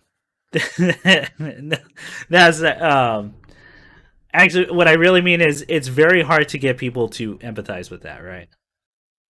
Yes. To really think about why a kid's acting a certain way, because the kid themselves might not even know. Right. And you just got to figure it. And they actually, more than likely, probably don't even know why. They couldn't tell you. Yeah, they Yeah. couldn't tell you why. Yeah. God, no. And every episode with her is great. I love the dinner episode. Same. With that's a fantastic, just all three coming together. Or both Anne and Sasha trying to squash the beef. Yeah. The musical is probably the most the concert thing they The put rock on. band, yeah. Yeah. Is obviously them like, no, this is where they're at now. This is where we've gone to. Mhm. And Sasha finally becoming like, no, they're their own people. They're Mm-hmm. they don't need me, but I like being around them type deal. Exactly. And yeah, that's a really, I think that's a great message for people in general. Like you don't like maybe people don't necessarily need to be relying on it. They don't need to be codependent, but you can still be around them type deal. Yeah. Exactly. Also Grimes is seen in that as great. I fucking love Grimes. Like he's Toad? probably the funnest character next to Hot Pop. Like Yeah. all the old men, huh? Like all the old men, huh? All the old people in that show. Although I like I'm still a fan of Sprig and Polly. Yeah, they're very good. It's so strange. I found myself growing closer because I think you could tell maybe early on. I was like, I don't know what you see in the show as you watch it. As you went on, I was like, okay, I get it. I was trying to hide stuff. I just saying it's fun. It was fun. Yeah. Yeah. I was like, wait, you like Big City Greens? Sprig and Cricket ain't that different. That's true. They're basically one character. Yeah, but whereas like Cricket becomes more and more just fucking what's it called? Not pure ego. What pure like id? Yeah, where he's just acting. Oh, maybe. And doing Yeah. Especially towards where he has this like evil face that comes on whenever he can do mayhem. Yes. Sprig is growing up. Like they all are. They all are in a way. Mm-hmm. And like I loved the whole. Here's something less flashy, but I think beautiful, great writing. Happy to see in the show, which is when Anne comes back to meet her parents. Yeah. Essentially, that entire like episode and a half is really her parents starting to realize the ways in which she's really drastically matured since the last time they saw each other. Mm-hmm. And the idea that Anne has become someone who's responsible for other people and herself. Yeah. And just how far she's come from being someone who it seems relied on more on like Sasha, someone bigger or more charismatic or more powerful to direct her because Anne was kind of choosing that passivity that we talked about. They make it a point to say like she's gliding through life like at that point. Did you get to the episode where they go to temple? No. Oh, dude, that sounds awesome. Yeah. Oh, I'm sorry. I mean like specifically the what's it called in Thai Town, the little temple there. Right. No. I got the inference, but I have not seen that yet. I'm very okay. I thought that was like the second episode and the third, but I guess not. Okay, it's a good episode. Let's say. Cool. Other than that, last thing I'll mention is Polly getting her legs was great. That's fantastic. Great payoff. Yeah, I'm a fan of Polly. I really like Polly as a character. I think she's fun for that kind of like chaotic child type character. I think that Polly is probably the character that most grounds the show in the child's perspective, on kids' perspective. Like, because I think Sprig too, but like Sprig and Anne are both ultimately trying to phase out into their adulthood, their full realization in that way. So I do like that Polly is like that pure childishness. Yeah. that kind of sweetens the whole thing. Yeah. Mm-hmm. Yeah. Any last remarks before, because we are closing up now on time. Any last remarks? Just to say that I am glad that I stuck with it. I really dug it. Yeah.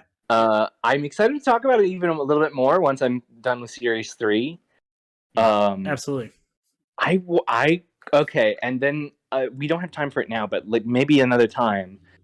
I'd be interested in hearing what your thoughts around some of the writing in the show, and kind of batting that around. Because when I was watching it, I was like, "Oh, that's an interesting choice they've made. Wonder if they did, that sort of thing."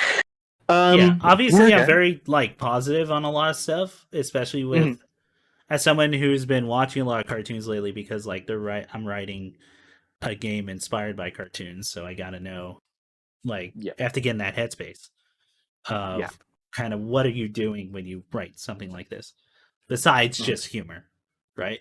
Right. Because there has to be lessons taught and all that.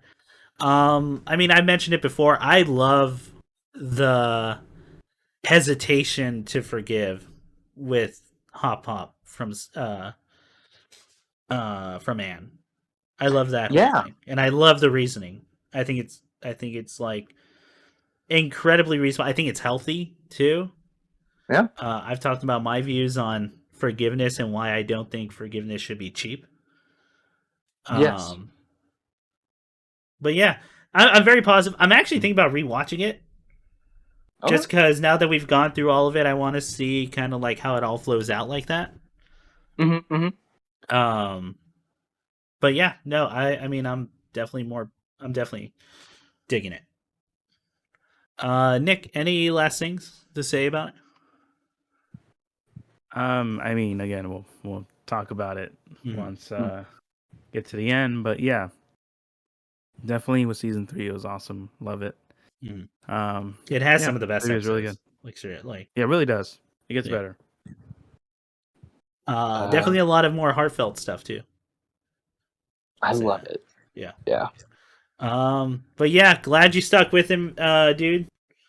I am too. Because you know me now, like I get nervous about recommending people things. Yes. And I put in a lot of thought now to just instead of going, well, I know I think it's good, but I don't know if they're gonna. They might say it's good, but like not enjoy it, and that sucks. Yeah. But, no, yeah, man. Glad you're enjoying it. Yeah, I can't wait to talk about the closing of it. All right. So we got to close out for now. Mm-hmm. I don't know what I'm looking forward to. Does anyone have to say anything, or should we just fuck it? Let's just go. I've got one looking forward to. Go for it. Triangle of Hate. It's a new movie. Got Woody Harrelson in it. Okay. And it's about a billionaire cruise ship that crashes, and then they eat the rich. Sick. Check it out, everybody. Hell yeah. Nick, anything? I am looking forward to the new season of Kaguya-sama, because apparently it's really good. The anime. Which one's Kaguya? Which one's that one? Is that the one where it's... Sorry, go ahead. No, you know what? If I show you the GIF, you'll know. Okay, got you. I don't know. But it's a bunch of kids fighting for clout, apparently. I've definitely fallen off anime, and I think I've talked about that. Not to its detriment, just a lot of things haven't interested me lately. Although I saw Ranking of Kings, and that was fun. Yeah, I thought it was short. Well, I think you could have done more, but whatever. Yeah, beautifully animated. Yeah, and that's always a thing. Yeah. Well, it's from the creator of the manga I kept gushing about, Oshinoko. The one with the doctor reincarnated as the twin baby. Yeah. But yeah, looking forward to that. Really good. I know that new Gundam movie's gonna come out, so we'll see how that goes. Yeah, report to us, because I know you were a huge fan of the last one. So. I am. There's there's always caveats. The meta Tomino caveats of it's been 40 years. Yeah. Right. It's been 40 years, so who the fuck's gonna remember shit? I haven't known that name in 40 years. Memories. Memories. All right, well, y'all take care. Bye. Yeah. I think you're getting ahead of yourself. Yeah, your first plan should be getting by us! Though you call yourselves bladers, you don't know the real truth about bay blading. There is a tremendous power hidden within bays. Since ancient times, the existence of bays can be found in moments throughout history. The power of Beyblades have been used to change the course of rivers and oceans. They have been used to defeat many armies and create huge empires. You wouldn't be so tough without that helmet, little brother. You're on, Proto Man. Plasma power!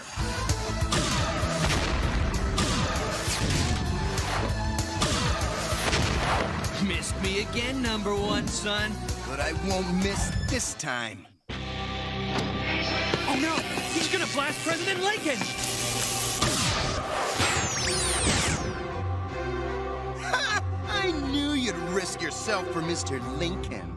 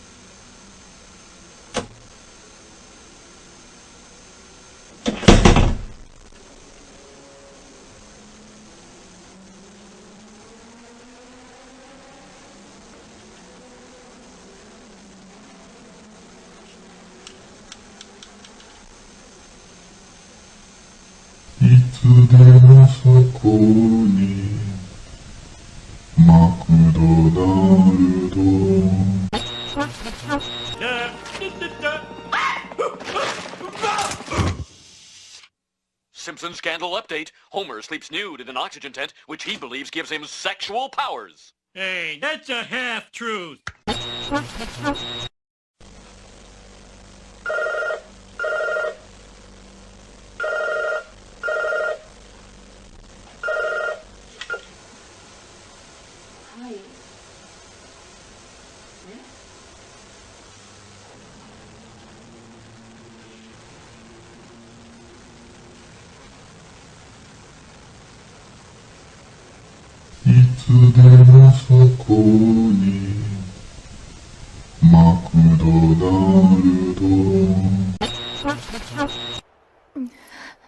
Shara, will you grant me one more wish? I wish for a mountain of handkerchiefs. Now, just let yourself cry, as much as you need to. You'll have plenty of handkerchiefs to help you through it.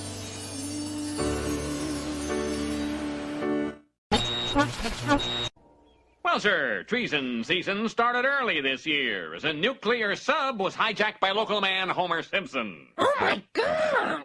I told him that photo would come back to haunt him. Could Homer Simpson be a communist? His father spoke out on his behalf. My Homer is not a communist. He may be a liar, a pig, an idiot, a communist, but he is not a porn star. Hero call! This trap card lets me pick a monster and put him on the top of my deck. And I choose this. Elemental Hero, Neos. Not so fast. Thanks to my state select spell, he won't be there for long. Because now I get to shuffle your deck.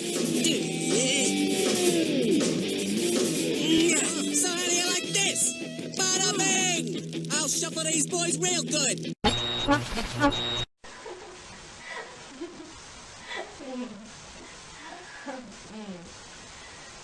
でも先輩結構みんなに優しいじゃん。なんか声かけてくれたりとか。でも香水もらったらなんかそんなんくれるって。嘘つきすぎやのすっごい恥ずかしい。うわ明日バイトなんだけど。いつでもそこにマクドナルド。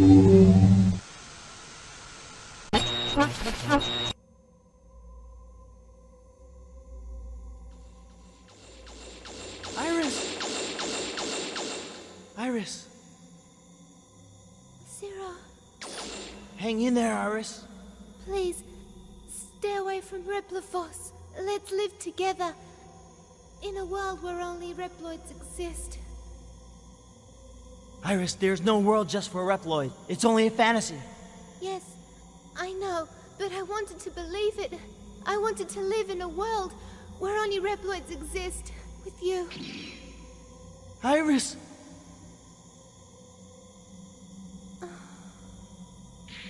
Iris! Iris! Iris! Iris! Iris! Iris! Ah! No, this isn't happening! There's no reason for me to go on. What? What am I fighting for?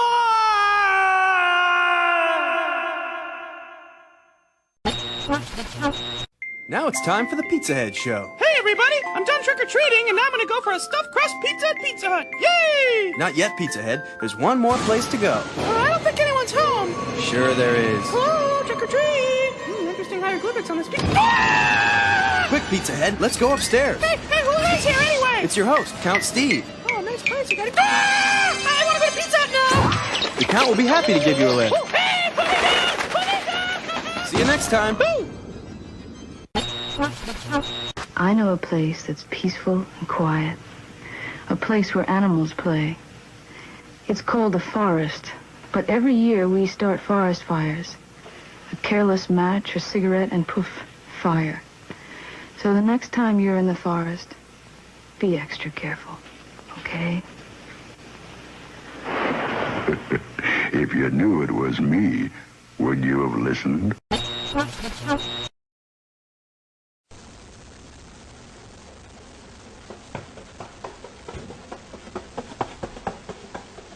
つでもそこにマクドナルド。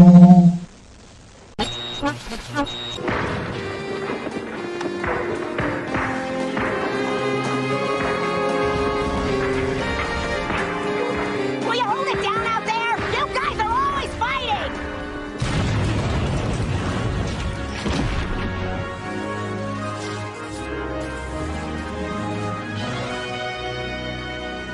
Enid Clinton, we've got business with your husband.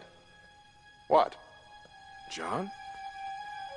Hal Jordan, another time shift. I'm up to speed. Carry on.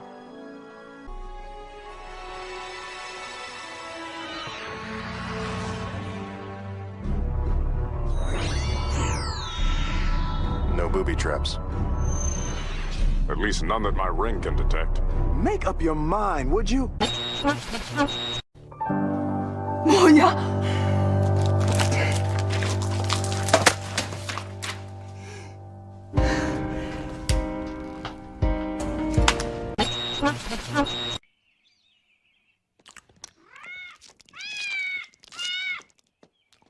Have you noticed any change in Bart? New glasses? No, he looks like something might be disturbing him. Probably misses his old glasses. I guess we could get more involved in Bart's activities, but then I'd be afraid of smothering him. Yeah, and then we'd get the chair. That's not what I meant. It was, Marge, admit it. What's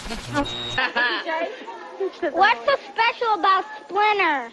Yo, dude, it's like Splinter's our dad, you know? I mean, what's so special about your dad?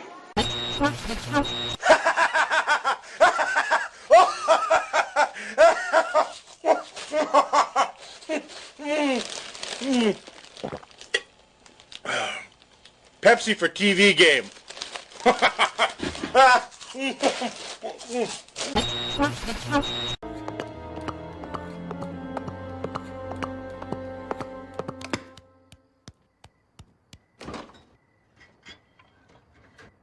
Mmm, 64 slices of American cheese. 64. 63. 2, 1.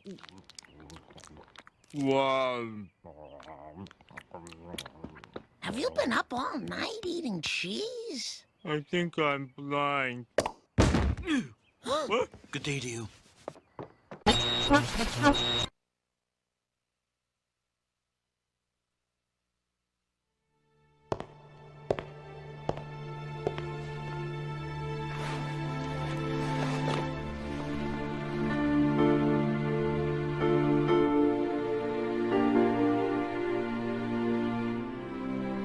My mother risked her life for me. And now you, too.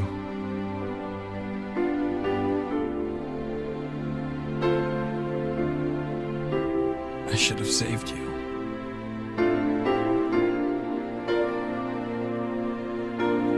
I should have been the one to fill your dark soul with light!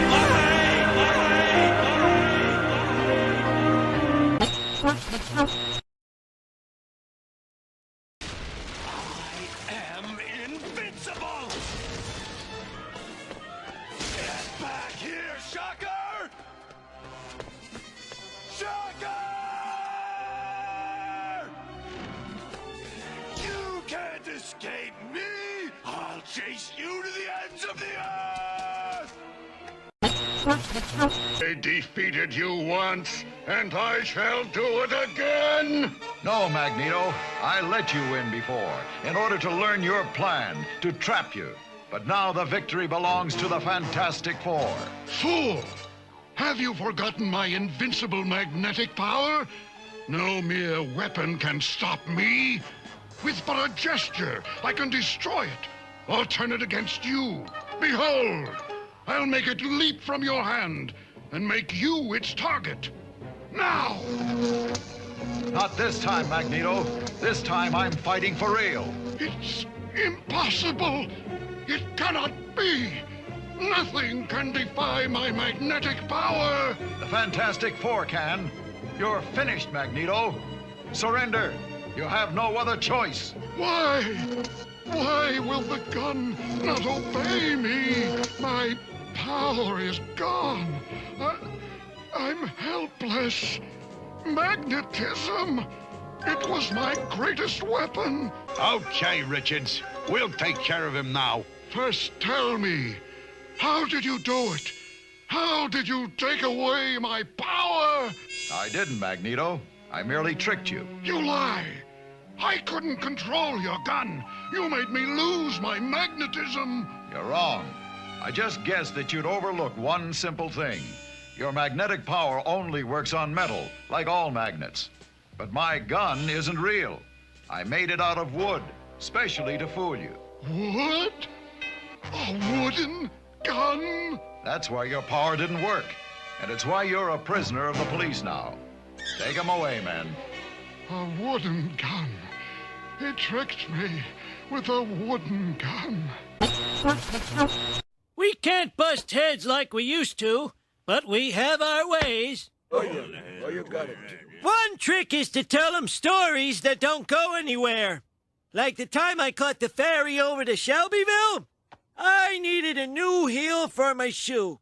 So I decided to go to Morganville, which is what they call Shelbyville in those days. So I tied an onion to my belt, which was the style at the time. Now, to take the ferry cost a nickel, and in those days, nickels had pictures of bumblebees on them. Give me 5 bees for a quarter, you'd say. Now, where were we? Oh, yeah.